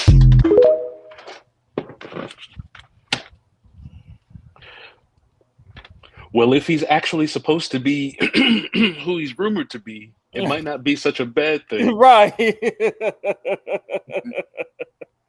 But there's also James probably knows this character, knows this celebrity better than I do. Shea Coulee, or I don't know how to say her last name, but she was RuPaul's Drag Race. She's a famous drag queen. She's also playing Slug on Ironheart. Definitely watching that. Yeah. So yes, I guess that's their. I mean, he pretty much said the points we've already been making. Yeah, pretty much. I mean, it looks good.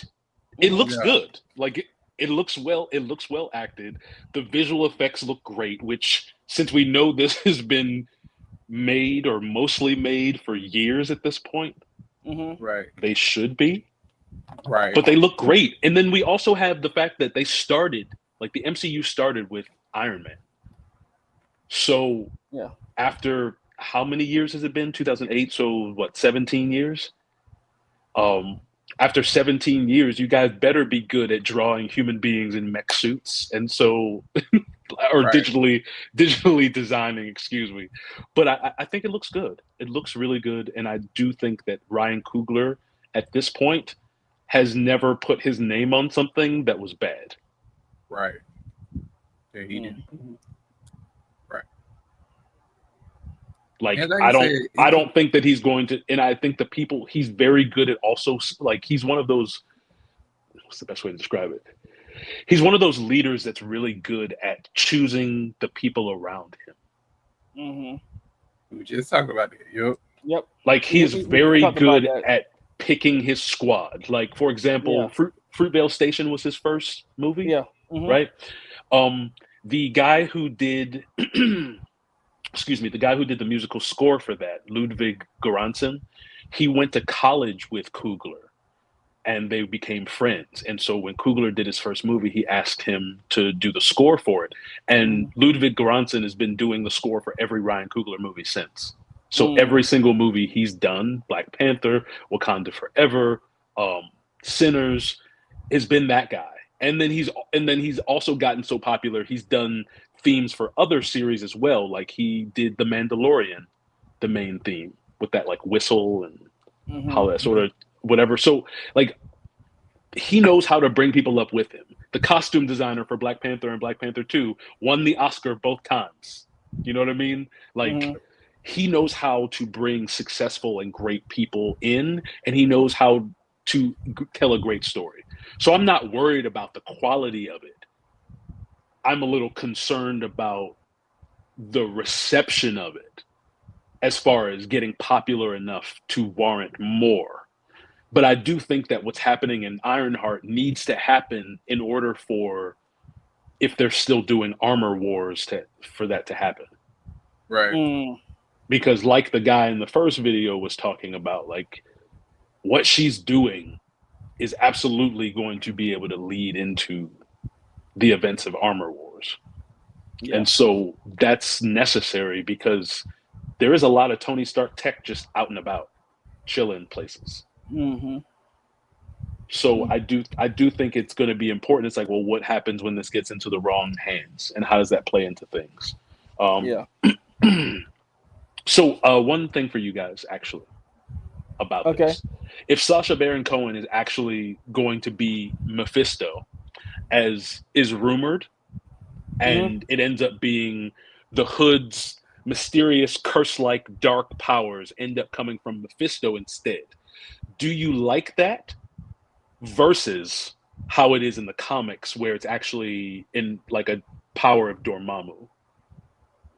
It's like the wearer of the cloak sort of becomes possessed by Dormammu or whatnot, and imbued with like extra abilities in the comics. But this, they sort of decided to go away from that, is the rumor. It's still not confirmed. But back when we knew that Sacha Baron Cohen was supposed to have a role in this, that was the big push. So it seems like he'll probably be that, or at least some dark entity that's capable of this type of magic for the Hood. Well, to be honest, I don't feel one way or the other about it, if it's from Mephisto or Dormammu, to be honest. But I could see it being still from Dormammu, and Mephisto shows up because he has a thing with or against Dormammu, you know, or something bigger could be happening. There could be clues to something else bigger happening with their side of the MCU, but I really don't care either way. He's like when it comes to deep dark entities, it's not really my thing. But I mean, no, it is, because I have an interest in both. But I'm like, his powers are still coming from a dark place, and I guess it's also because Dormammu and Mephisto are like the main faces we see when it comes to dark entities. But if he would have said, Zidorak, I never say his name correctly. Sidorak, thank you. I still could be saying it wrong, but or Chthon, yeah. I would have been like, oh yeah, or like Nightmare. Nightmare still exists. Yeah, Nightmare too. Yeah. I would have liked to see somebody that doesn't get mentioned a lot. That's fair. Is it because you want this story to stand a little bit more alone and not have to be like? I mean, we know it's connected to the bigger picture, but like it doesn't necessarily have to be in this solo story. I mean, I like that idea. I do think it's funny that after all the people arguing about is or is this not a sign of Mephisto for the last like 5 years of Marvel stuff? That if it really is happening in this series, that it happens in this series, right? Of all places for it to show up. Right, but my thing is too, like y'all been rumoring and talking about Mephisto for like years, even in WandaVision, and that's where it started. Right, that's where it started, and he never showed up. Like, well, maybe he's still in the details. But we're gonna do a move on now and wrap up with since May is Mental Health Awareness Month. I'm going to highlight a couple of characters. Some we talked about before, some we have not. In both Marvel, DC, and even in animation. And I'm going to start off with this. Hold on. I want to make sure I got the right person. Okay, I thought that this was funny, just because of how it happened. So I'm gonna start with Deadpool here. Wakes up extremely depressed, not feeling like doing anything. He sees someone trying to assassinate him through the window and therefore sticks his head out, letting him do it. And although the assassin got confused, he decided to kill him anyways, but just before he could do so, the Fantastic Four and the thing they were fighting crashed on him and ultimately disappointed Wade. So later, while doing some laundry, Wade would once again meet the assassin and give him the opportunity to end it, but he would end up getting beamed up on an alien ship. Wade then went to get some food, and while waiting in a line, the assassin would show up once again, making everybody run away. He tells Wade his life story, explaining that he traveled the entire galaxy to kill him, but then out of nowhere, Strange came and accidentally sent him to another dimension. Steven noticed how Wade wasn't joking around and asked him if he's okay, but he just left without replying and went to a bar to finish off this horrible day. The assassin then came from behind, pressing his gun against the back of Deadpool's head to finish the job once and for all, but Wade still gave him no attention, so he decided to beat him up, but just before he could pull the trigger, he accidentally said his name, Kill Puddle, which was so funny it changed Deadpool's entire mood. He busted out laughing and thanked Kill Puddle for getting him out of his depression and then killed him. Wow. Personally, slow down. You gotta warn us when it's like baby. You just said Deadpool, and then it was a TikTok video full of someone, speed, as someone talking as if they were the human embodiment of 2.5 times normal speed. Girl, like also this it was slightly like an AI voice. It felt like an AI voice. Like if you just typed the words out, it was like, read this computer program. That I was trying not to crack up. But so he helped him with his mental health and then he murdered him for it. Yep. That's what I thought too. But I don't know which writer that was for that, but I'm like, wow, that's dark. I mean, what was the name again? Kill Puddle. Kill Puddle. Kill Puddle. Which I thought when I first heard it too, I thought it was hilarious. I was like, that's funny, but he looked like a version of Deadpool from another universe anyway. Like if they were to downgrade him and give him a different name, that would be with that, that would be that character. Like, wow. My name is Kill Puddle. Like, my goodness. But we all know that Deadpool, he deals with schizophrenia. He hears voices in his head. At one point in time, he had an issue saying "kill" and he would say "unalive people." I don't want to unalive anybody. And basically, he's like, I can't say the word "kill." I have issues with certain words. So he was TikTok before TikTok was TikTok. Right, and even the voices in his head and they even claimed at one point the reason why he breaks the fourth wall is because of the voices in his head. Like he's talking to the audience, but he's really responding to the voice in his head. I'm like, I'd rather him just break the fourth wall. You don't have to give a particular reason as to why. Wait, you guys don't talk to the people watching? I remember that too. Like, what are you doing? Respond to the audience. What you guys don't respond to your audience? You don't talk to your audience? What kind of heroes are you? Yeah, but even in when we see the Deadpool movies, and all three were or had some trauma in it in some kind of way, Yeah, he never dealt with those things. He dealt with those things the way he wanted to, not like he should have. uh, but I have another character here, and I'm actually gonna like this one is from My Hero Academia. I did not upload that one, so I'm gonna go to the next one, and then I'll re-upload that one. But here we go. We got Crazy Jane from Doom Patrol. Jane's personalities is your favorite. Crazy Jane, originally named K. Charles, turned to self-destruction after a traumatic childhood. This led to the creation of dozens of different personalities. The body is primarily controlled by one personality, Jane. Later, during the invasion of Earth, the Dominator's genetic bomb exploded. The blast affected Jane's other personalities, granting them a variety of superpowers. As a result, Jane joined the Doom Patrol and became a hero. Although Jane herself has no powers, the other personalities do.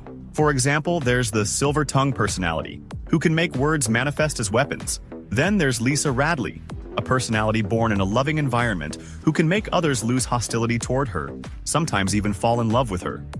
Other personalities include one with teleportation, another with telepathy, one who can foresee the future, and one with explosive powers. But the most powerful of all is One Jane, a combination of multiple personalities who together possess enough strength to challenge Lucifer himself.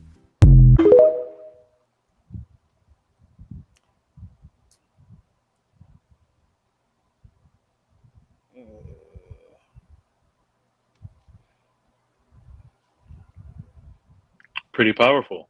Yeah, she is. I'm just mad they never really saw that in the show. But she's another one that Y'all always want a Jean Grey in every show with people with powers.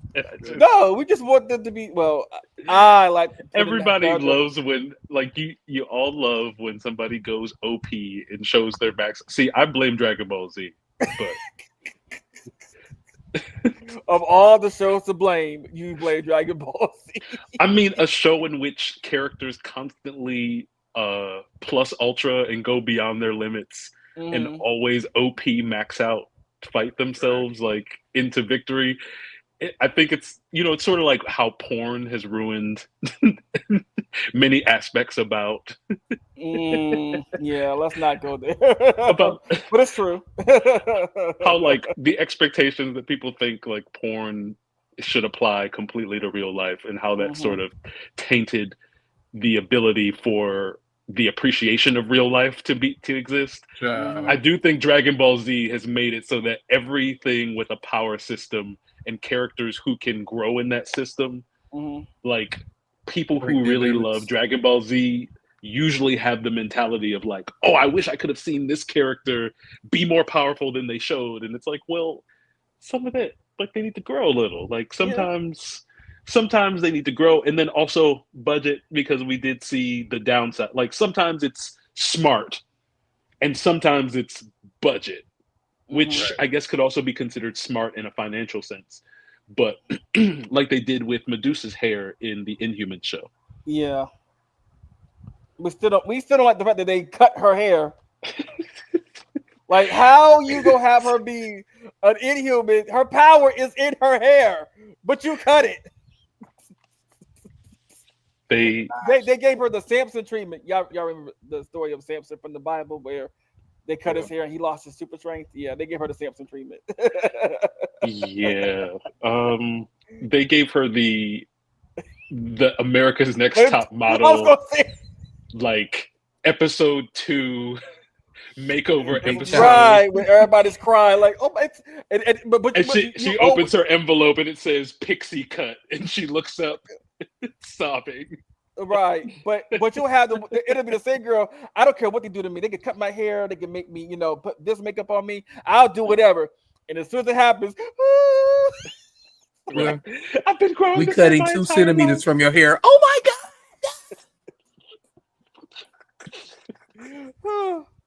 I didn't sign up for this. Actually, you did, but okay. Oh goodness! Like you explicitly signed up for this. It's See, that's why everybody trying to read everybody else and nobody reading the terms and conditions. Right. But Crazy is a character that interests me because she has something traumatic happen to her. She was experimented on, traumatic on, experimented on, and it grew like over a dozen personalities within her, and I'm just like, damn. And it's always one personality, the main one is in charge, which is Jane, and then the other ones are like the others are like was it Silvermouth, which who can make words appear and they can actually hurt somebody. Then you have Baby Doll got on my nerves. I couldn't stand her that personality because she can also make people do things that they didn't want to do. And then you had the one that had the mind control, of course. You also had the one that was invulnerable, like she was bulletproof. You had one that was immune to poisons. But all of that came from a traumatic experience, and they just split up into different personalities. And I'm just like, pretty much. But in the show, she was such an interesting character. I was just like, yeah. Her and Clint, aka Brendan Fraser's character, were like the two that had people's attention the most. So then we go to another character from Marvel, and we talked about Professor X's son Legion quite a few times, but yeah, I thought this video was interesting. Is this another? So what now? If it's a person describing the character on a TikTok video, say that. Don't just say this is the character as if you're going to show us a clip from like their show or something. Yeah, you got to set us up with the. I'm sorry. All these videos are from TikTok. Okay. All right. So this is another TikTok video.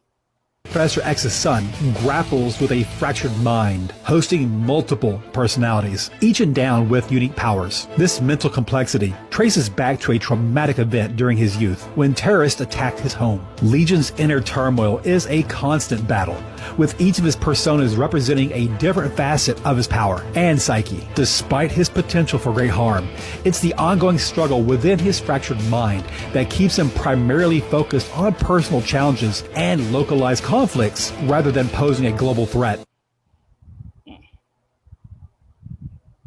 Okay. A fractured mind spouts different powers, of course. But to be also the son of, is Professor X still the most powerful telepath in X-Men or in Marvel, or is it somebody now above him? I don't know. They make so many new characters. It could be.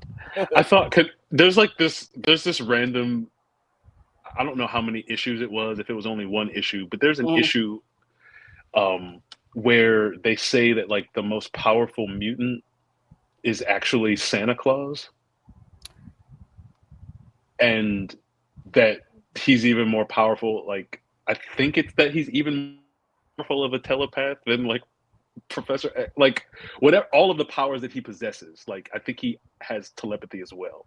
So I think maybe technically it's Santa Claus, but that could just be the most powerful mutant. Maybe not necessarily his telepathy if he's got it at all, but he's definitely one of the top ones. He has to be, right? I mean, he knows when you're sleeping, he knows when you're awake. You know what's present you want. Right. And he can circle the earth before daylight. So but so I'm also going to doing here before we get to our last one. The new volume of Love, Death, and Robots came out, and I enjoyed it. I enjoyed it, and there was one episode, not in this volume, but in like a earlier volume where it was this twisted version of of Christmas, and the creature that was Santa Claus looked like either an alien or a demon, but it knew the names of the children and what they wanted for Christmas, and the way he delivered presents was creepy. I was like,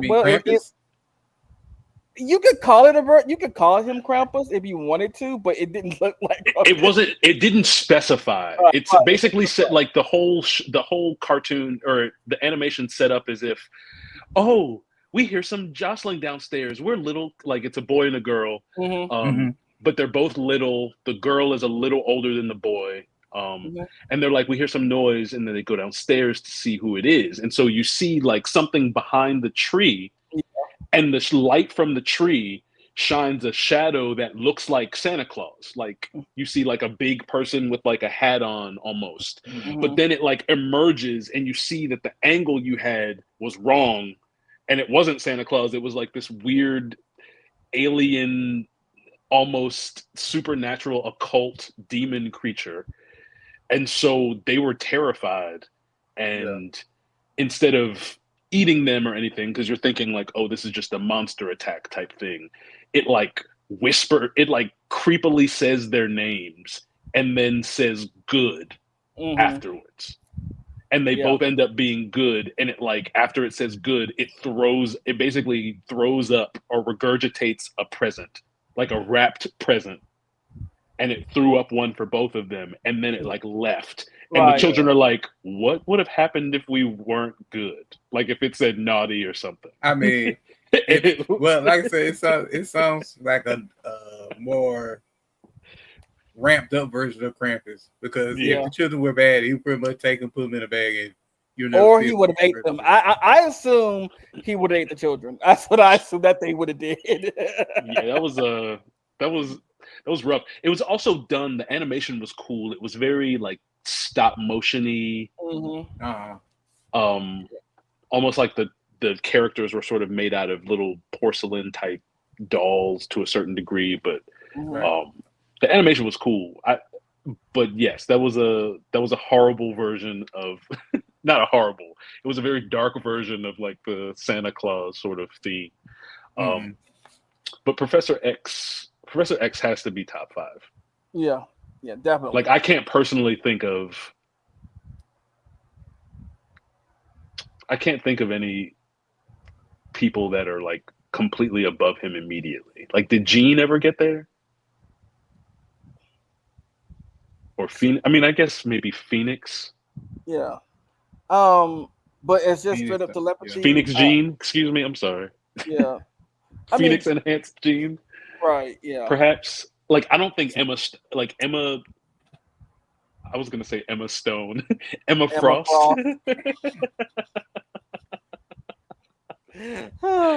Yes, Emma Stone was the most I don't know if Emma powerful Frost has ever gotten there, but again, I can't profess to say that I've read every single comic. Right. And there are plenty of stories in which characters, for just like a brief moment, they become the most power, like they max out and plus ultra for a moment. And so I'm sure there are plenty of fans that are like, Emma Frost absolutely is such and such in this episode and or this chapter or whatever she achieved. It's like, okay, great. Okay, Jan. But that's the thing about comics. Anybody can be the most powerful if written well. Exactly. But before we get to this next one, I'm gonna say this right now, that for those on this panel, and for those at home, you have until September 12th to get caught up on Demon Slayer, because the movie drops September 12th. If you're not caught up, you have time, because we will be discussing it, because that movie is going to, I feel like it's going to be so good. But that's all. Now, this is a TikTok video about the My Hero Academia character, Twice. So, and he's actually a villain, but he's a villain that people feel sorry for, and you'll see why. Of all the villains in the world of My Hero, Twice is easily the best example of a character that was just completely shunned and destroyed by society. And while tragedy did strike everybody that's in the League of Villains, Twice was probably the best person out of all of them, which is why Hawk saw him as redeemable. And it's not about Twice having an excuse to do the things that he did. It's just that after seeing his backstory, it becomes understandable as to how he got here. For starters, he was an orphan since he was in middle school because both of his parents got killed. But his parents' employer took him in and gave him a place to stay and a place to work. And while just having a very normal day of his life, riding on his motorcycle, the speed limit mind you, some stupid dude walks into the street and gets hit by him on accident. And because of this incident that is not Twice's fault, he now has it on his permanent record. Not only that, but the stupid dude that walked into the street and got hit by him on accident was one of the clients of where Twice worked at, and now his boss is pissed off and he kicks him out. So now he has no parents, he has no job, he has no place to stay, and he now has a record so he can't get more work. Very clearly, his life spiraled out of control from things that he had no part in. But society didn't have anything in place to pick people like him back up so that he can reintegrate into society. And taking into account that quirks do influence your personality, having a quirk revolve around Double kind of means that Twice might be compelled to not be alone. Which shows me at least that Twice did have some form of like quirk therapy when he was coming up, because it took him this long in his life to try this out. And you know it did, because when it comes to Twice's clones, when he makes one, they don't go away until they die, which caused this whole issue where they all thought that they were the real one. And that issue led to them all trying to kill each other and kill the original. And it was so bad that after they all died, he didn't know if he was a clone or not anymore. But this situation that came about where he almost killed himself only happened because his life spiraled out of control because society failed this dude. If he was able to get a job despite having something on his record that wasn't even his fault, he wouldn't be here talking to Giran trying to find somewhere to be. But no, society just casted him as a bum, kicked him out, and it just kept moving on. Which led to him becoming a villain with the quirk so strong he can literally take over an entire country. Which led to somebody like Hawks, who did like Twice and did want him to live, to kill this man because he was too big of a threat to society. Which he wouldn't have been if society didn't fail him. You see how this is all coming full circle? So while yes, Twice did like stealing stuff when he had nobody else and he made a bunch of clones, understand that he did it as a means to an end. I'm not saying you can't arrest him if you see him doing something bad. I'm just saying if you don't understand why he is stealing in the first place and fix the thing that caused it to happen, somebody else is going to have the same thing happen to them, and you're going to create another thief in society. And the longer you don't patch it, the more thieves you create. Only some of them are going to have more deadly quirks than this guy.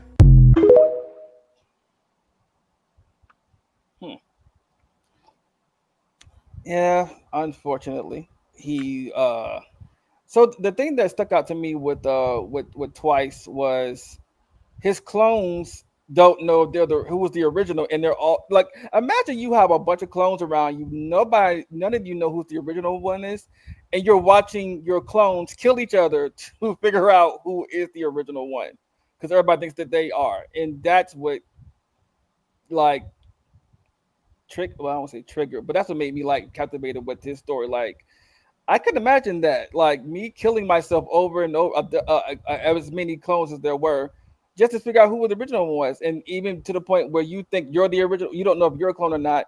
But but I don't think even that he knew this about his own quirk, that if the original had died, none of the clones would even be like, he wouldn't exist. So he was like, he came to the determination that like later on, like, wait, I was the original. I am the original one. Like, yeah. Right. Otherwise, you wouldn't be alive.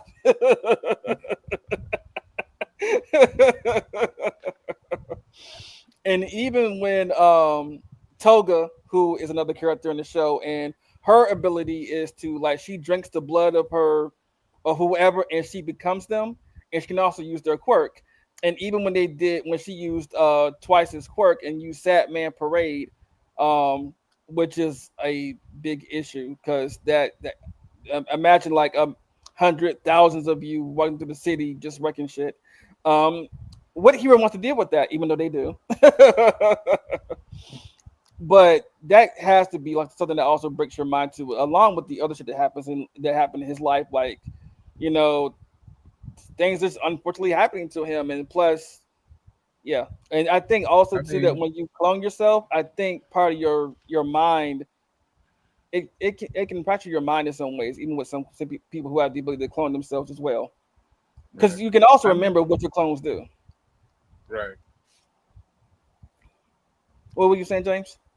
Oh, I was about to say it's the same philosophy as the Joker. Is they only take one bad day. Yeah. To ruin your whole life and make bad decisions. Yeah, that was the whole thing with the Killing Joke, which the comic was way better than the movie was. But yeah, he just wanted to prove to Batman that if Gordon had one bad day of shit happening, that he was going to lose his mind and go crazy, you know. Yep. And then also to bring up the Joker, even in the movie Joker, he said the one thing about having a mental issue is that there are people around you who think that you're supposed to pretend like you don't have one at all. People want to Right. act like people want you to act like, oh, you don't have a mental issue.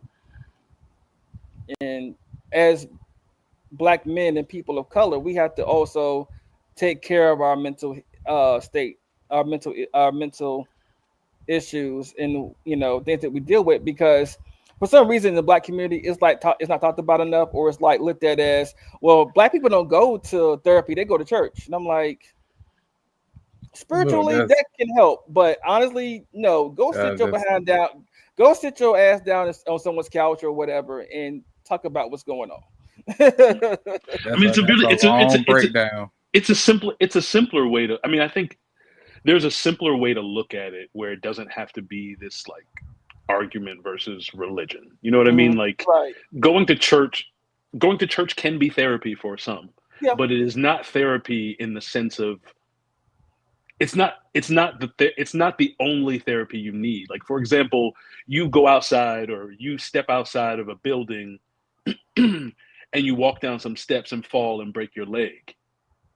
You're not going to church to help your leg heal, right? Like you go to a place where there are medical professionals, essentially, and you get that therapy that you need in that way.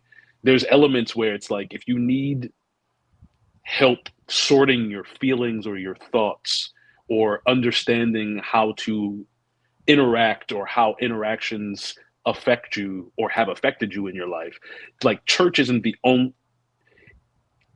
shouldn't be the only answer. You know what I mean? Like it is not an all healing salve for everything. Yeah. You know what I mean? Like, and this is church we're talking about, not necessarily the spirituality of within the religion that people also find the connection in. But like, this is not a building that is set up to do certain things for you. And we should all be more open. It's like, and that's not necessarily the only reason why people in the Black community do or do not go to therapy. And it's not that there are plenty of Black people who do go to therapy or have had therapy before. Like I've had it before. And so like, it's not something that it's not something that's necessarily only rooted in religion, but it is something that's important to note that like, if you have issues in certain aspects of your life, you don't have any qualms going to the things that you know will help solve your issue. Right. This should be no different. And it's not just a Black thing, but it affects our community strongly, I would say. Whereas like people just think that therapy is like is still sort of kooky and not necessarily effective in the things that it's effective for. But it's also a testament of like, well, what are you trying to get out of it? And with a lot of therapy, you get out what you put into it. If you are actively trying to improve something about yourself and you put in the requisite work, you know, you can actually find the help that you're looking for, and whatever that may be. And it can be a shame sometimes to hear that people still feel that it's not useful, or like have these strong misconceptions about what it actually entails. That's true.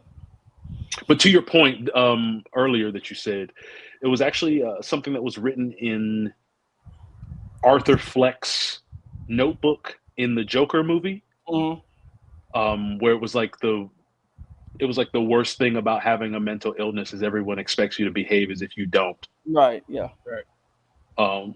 And that is such a true thing. Like most of us always, like the people who are unique, which many of us, no secret, many of us have felt like that. Like we feel like we're super different and super off from everybody else. Like that feeling of uniqueness is is indicative of things. Like a lot of us have gone through life in certain places in our lives and just felt like, oh, I just want to be normal. And like, that's sort of the problem. We expect that we should behave in some sort of nebulous behavior that is normal. Right. It's like normal doesn't really exist. normal is like an imprecise marking of a collective society's consciousness about like what it means to be. You know what I mean? And so a lot of that othering does that. And the people, those of us who have suffered with mental illness, like, you know, I suffer through I have OCD and I suffer through chronic depression. And you know, a lot of times people don't really care about any of that. They just want you to behave, you know, they just want you to smile and make them feel comfortable. And that's how we treat everyone most of the time. But it especially affects those of us who suffer through like mental illness and other issues and other things that we deal with and manage. It makes it so much more difficult because we always feel like, you know, we have this sort of loneliness or aloneness in the world. Yeah. You know, like nobody really understands me. And so as a result, sometimes as humans, we can pay that nastiness forward where we can make other people not feel like they matter. And so I always say, like, I've said this multiple times on the cast whenever we've talked about mental health and stuff like that. It's like those of us who know that are going through things, we owe it to ourselves and each other and others that also deal with it. Like we owe it to ourselves to check on ourselves, to check on each other, to be there for each other. Like we can't hold everyone's burdens for them. But if you have friends that you consider your friends and you consider yourself to be a real friend, and you know that they're going through something or sometimes they deal with things, it's like, reach out to them. Don't quote unquote give them space and disappear until you think they're better again. Or until you think they're in a place where you can be comfortable again. It's not about your comfort in those regards. This is a point in your relationship and your connection with these people, no matter whom they are. This is a point in that connection where your friendship and the reality and the realness of your friendship comes due. And so that's why I make sure that if I'm on a good day, like if I'm having a better, you know, if I'm having a good day, even if I'm not having a good day, you know, I still try to reach out to the people that I care about. You know, like just talking to Devon the other day, it was like, you know, both of us have been dealing with the things that we've been dealing with recently. And like, it was just like, you know, if you ever need to talk or chat or vent or just have somebody actually not pretend like you don't exist or disappear until they think you're better yet. You know, like, because we do owe each other that. And it's those small things that help in the long run, especially because we all deal with mental stuff. Like, I don't think that mental illness is something that's just like, oh, I couldn't imagine what it was. You know what I mean? There's people out there that pretend like it doesn't exist. It exists for everyone. Like, everyone has felt othered in some way. Some groups get it way more than other groups, obviously. But individually as humans, like we've all had an understanding of what those feelings mean. And as a result of that, I do think that we owe it to ourselves to just to be a little bit better to each other and not always find excuses to diminish the value of other people for our own comfort. I think that that's one of the negative aspects about humans in general. Is we are so quick to try and depreciate the value of someone else's worth. And sometimes we preempt it and do it to ourselves, you know, who hasn't dealt with a self-esteem issue, you know what I mean? Exactly. Like I said, we do it every day. We walk past each other and say, how was your day? And you know they don't care. You just say fine and keep it pushing. Or I having a good day, you know, and knowing darn well that you're spiraling. Right. Because we don't feel comfortable enough to be honest about it. Because like I know I've experienced in my life where like I might be going through the ringer and I tell someone about it and they respond to me the same way as if I said I'm fantastic and doing awesome. Like I've told someone like some terrible news and they were like, great. Well, I hope you have a great rest of your day. And I was wow, that's like, I really don't. That's not funny. Wow, yeah, that was. No, I could laugh about it now, but that was like, girl, what? But in the moment, it's like, well, then why? Because my thing is like, I don't go around like you guys both know this. Like, I don't go around just like telling everyone every problem that I have. Now, if you ask me, I'll be transparent because I do believe in like a certain level of candor and honesty when it comes to stuff. But like, I don't just go volunteering. Like this person asked me how I was doing. Right. You asked me, like you bothered my time and wasted my time to ask how I'm doing. And this is how you respond to that? Like, why even reach out to begin with? Because you were just checking a box just to say, oh, I reached out. I have it. Not actually doing it and paying attention to the moment and what's happening. Yeah. You know, we're so like, sometimes we can be so cookie cutter and like everything we do is the same exact thing that we do and we don't really think about it. And one person doing one thing slightly different just throws such a wrench in people's days sometimes. Yeah. Like, like when people short circuit. Right. And people, I mean, you could be, I remember, and going back to what I said about Thunderbolts, like, and Thunderbolts or the new Avengers now should have came with a trigger warning because god dang did that movie trigger the fuck out of my ass.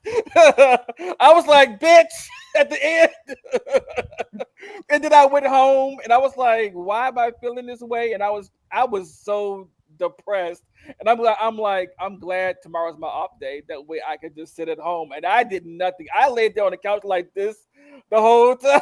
It's like, what is wrong with me?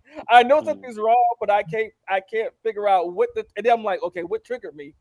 And I thought about it. Oh yeah, that movie I saw yesterday. Damn. Yelena put you out like that? No, Boy did actually, but because it was, yeah.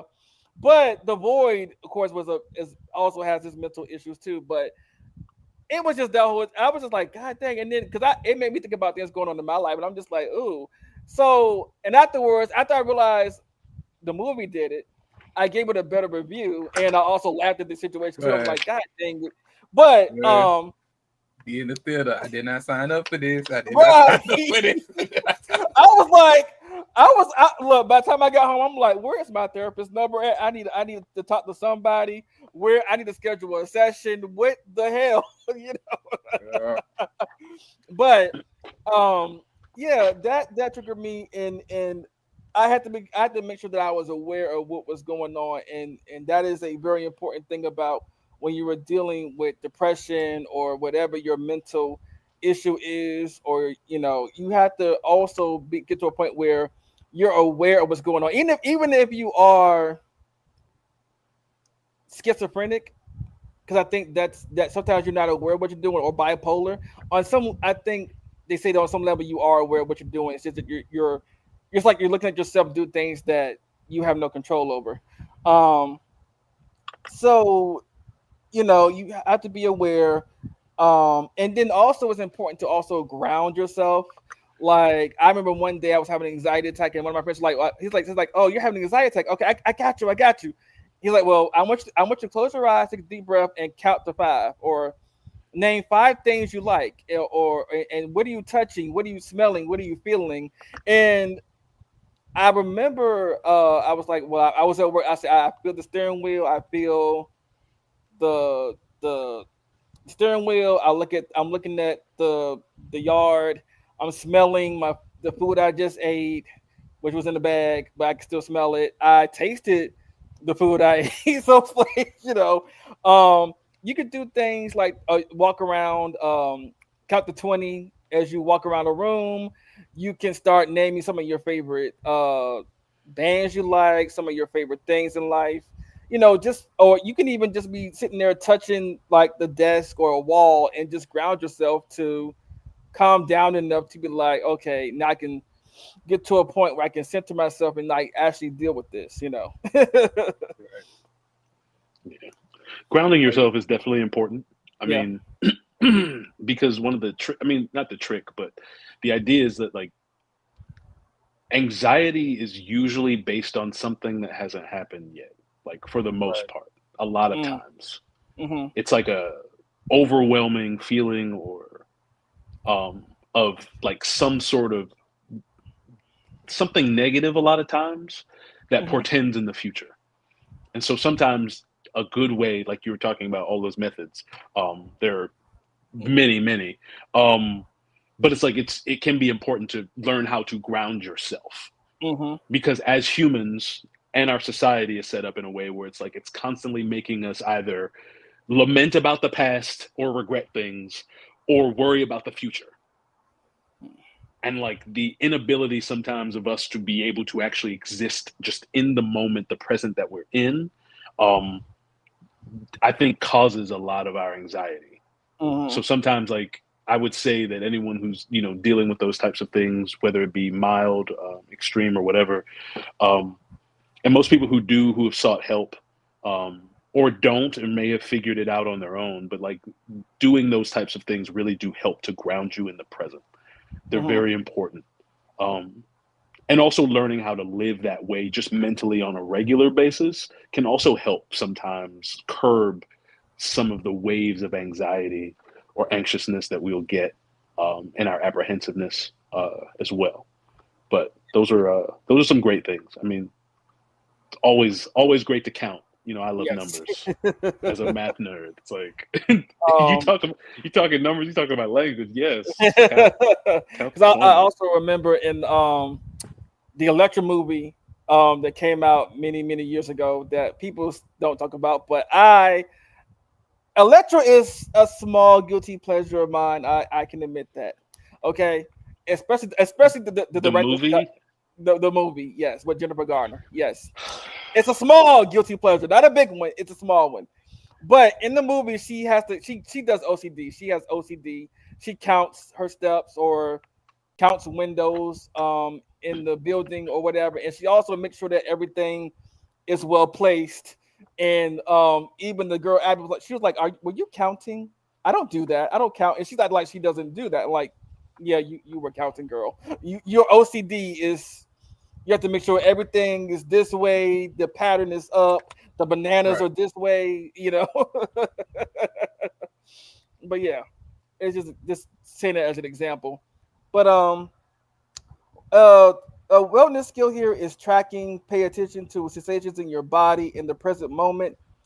What do you know that's happening on the inside of you? Are the sensations inside pleasant, neutral, or unpleasant? Bring your attention to the sensations that are pleasant or neutral. Then you have resourcing, which is any person, place, thing, or memory, real or imagined, that provides you comfort, joy, peace, or happiness. What or who uplifts you? What or who gives you strength? What or who gets you through the hard times? Okay. And then, of course, I talked about grounding yourself, like contact with of the body or part of the body with something that provides support in the present. You can ground by sitting in a chair, standing against a wall, laying down, walking, or floating, even in water, or even floating in water, which I've done plenty of times when I go to the pool. I just sit there and float in the water and just let the world go. Probably one of my favorite things to do while I'm swimming is just sit there and just lay there and float. Is that swimming? If you're just floating? Okay, well, I'm in the pool, then.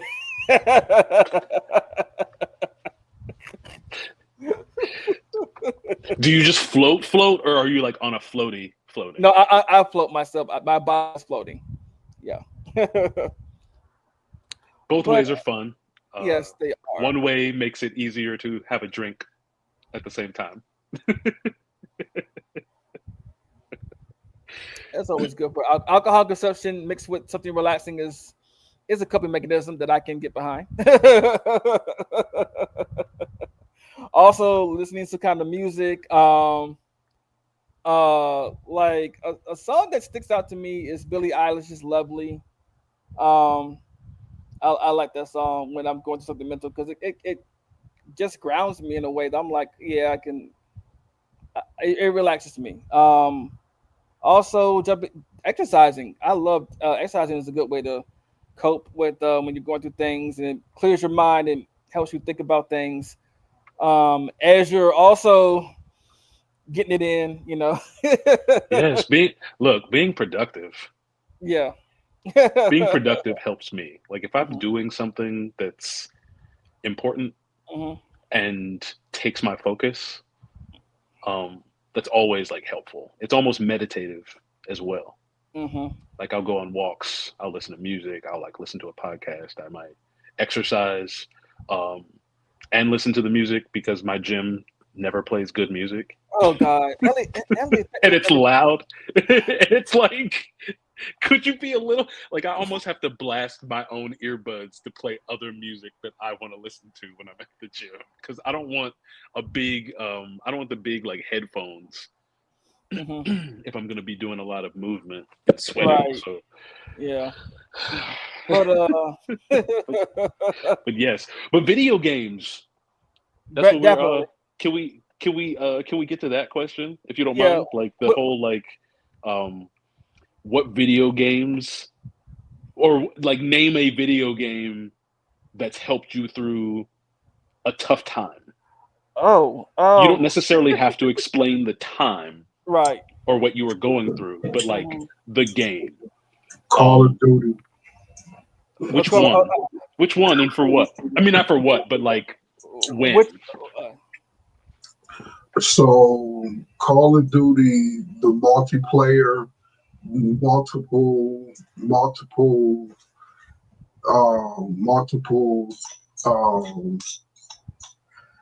the Call of Duty. I discovered Call of Duty on PlayStation 2 or whatever. I discovered the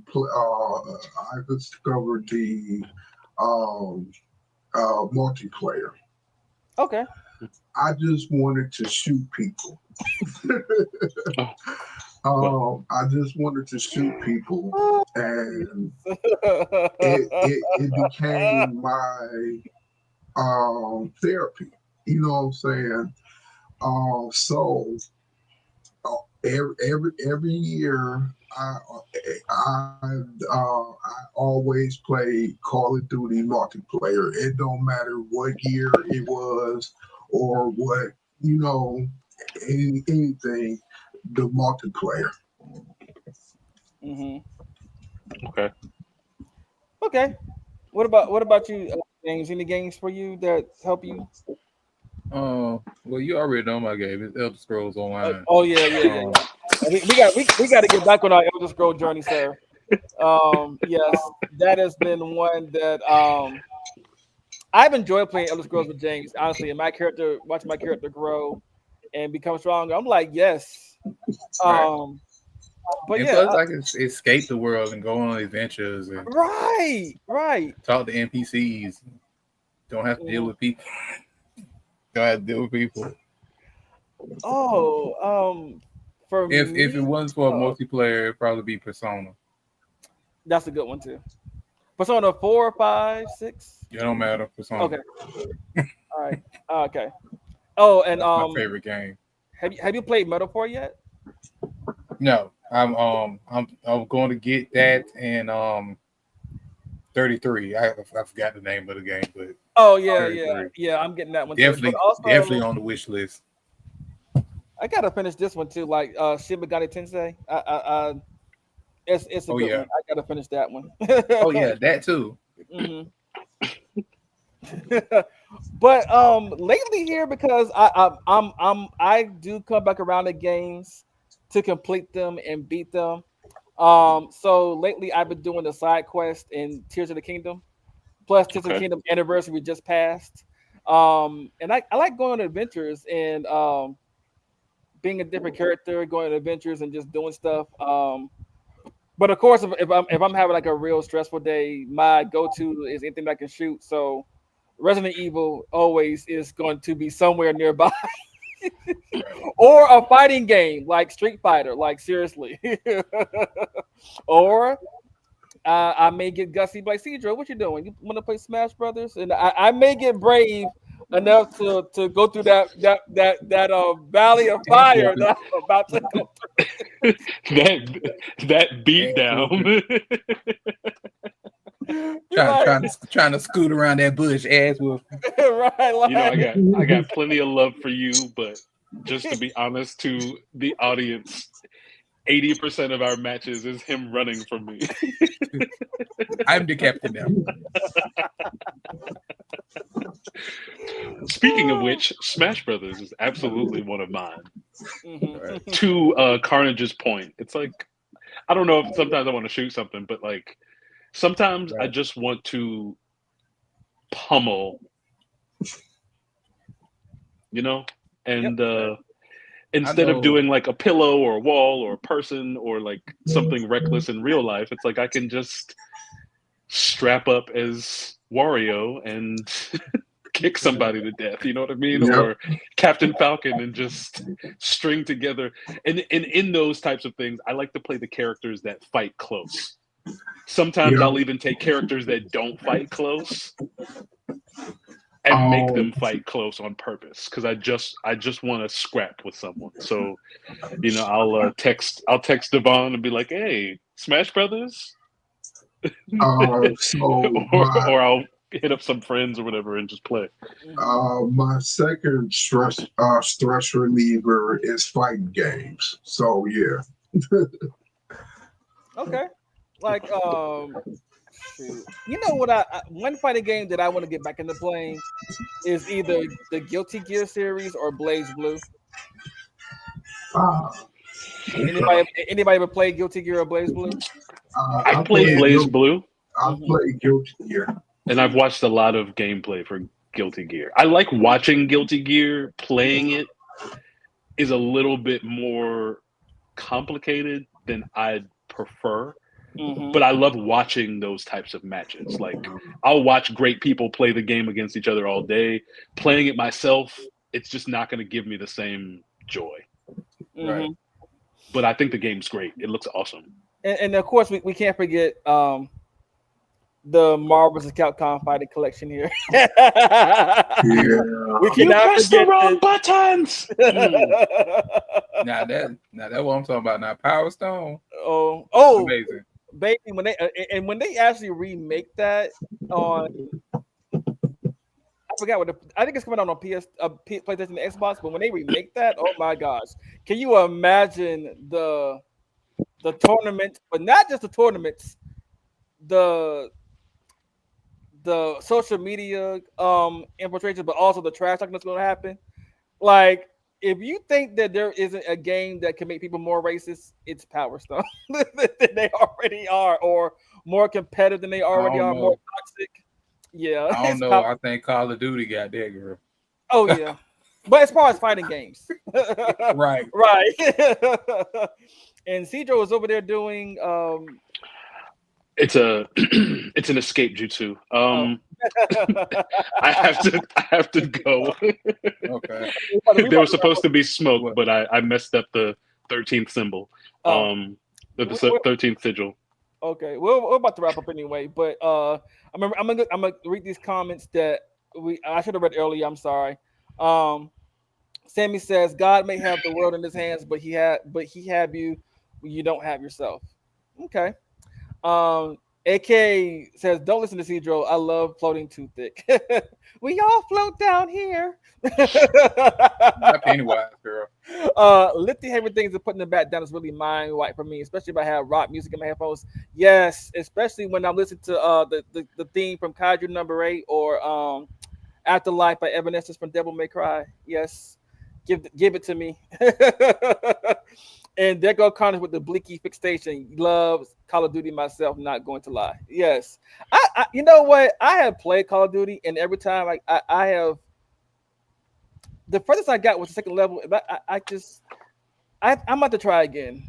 I did like it, but then I kept dying. So it's like I played it one time. I went over a friend's house and he was in the middle of playing it with someone else. Mm-hmm. And so like I went to go like fix myself a snack. Mm-hmm. And they were like, "Oh, you want to play?" And I'm like, "Well, I really haven't played like first person multiplayer shooters like this since Halo Reach." Mm-hmm. Right. Not really my thing since then, although I really did enjoy those games. So they were like, "No, you got to play.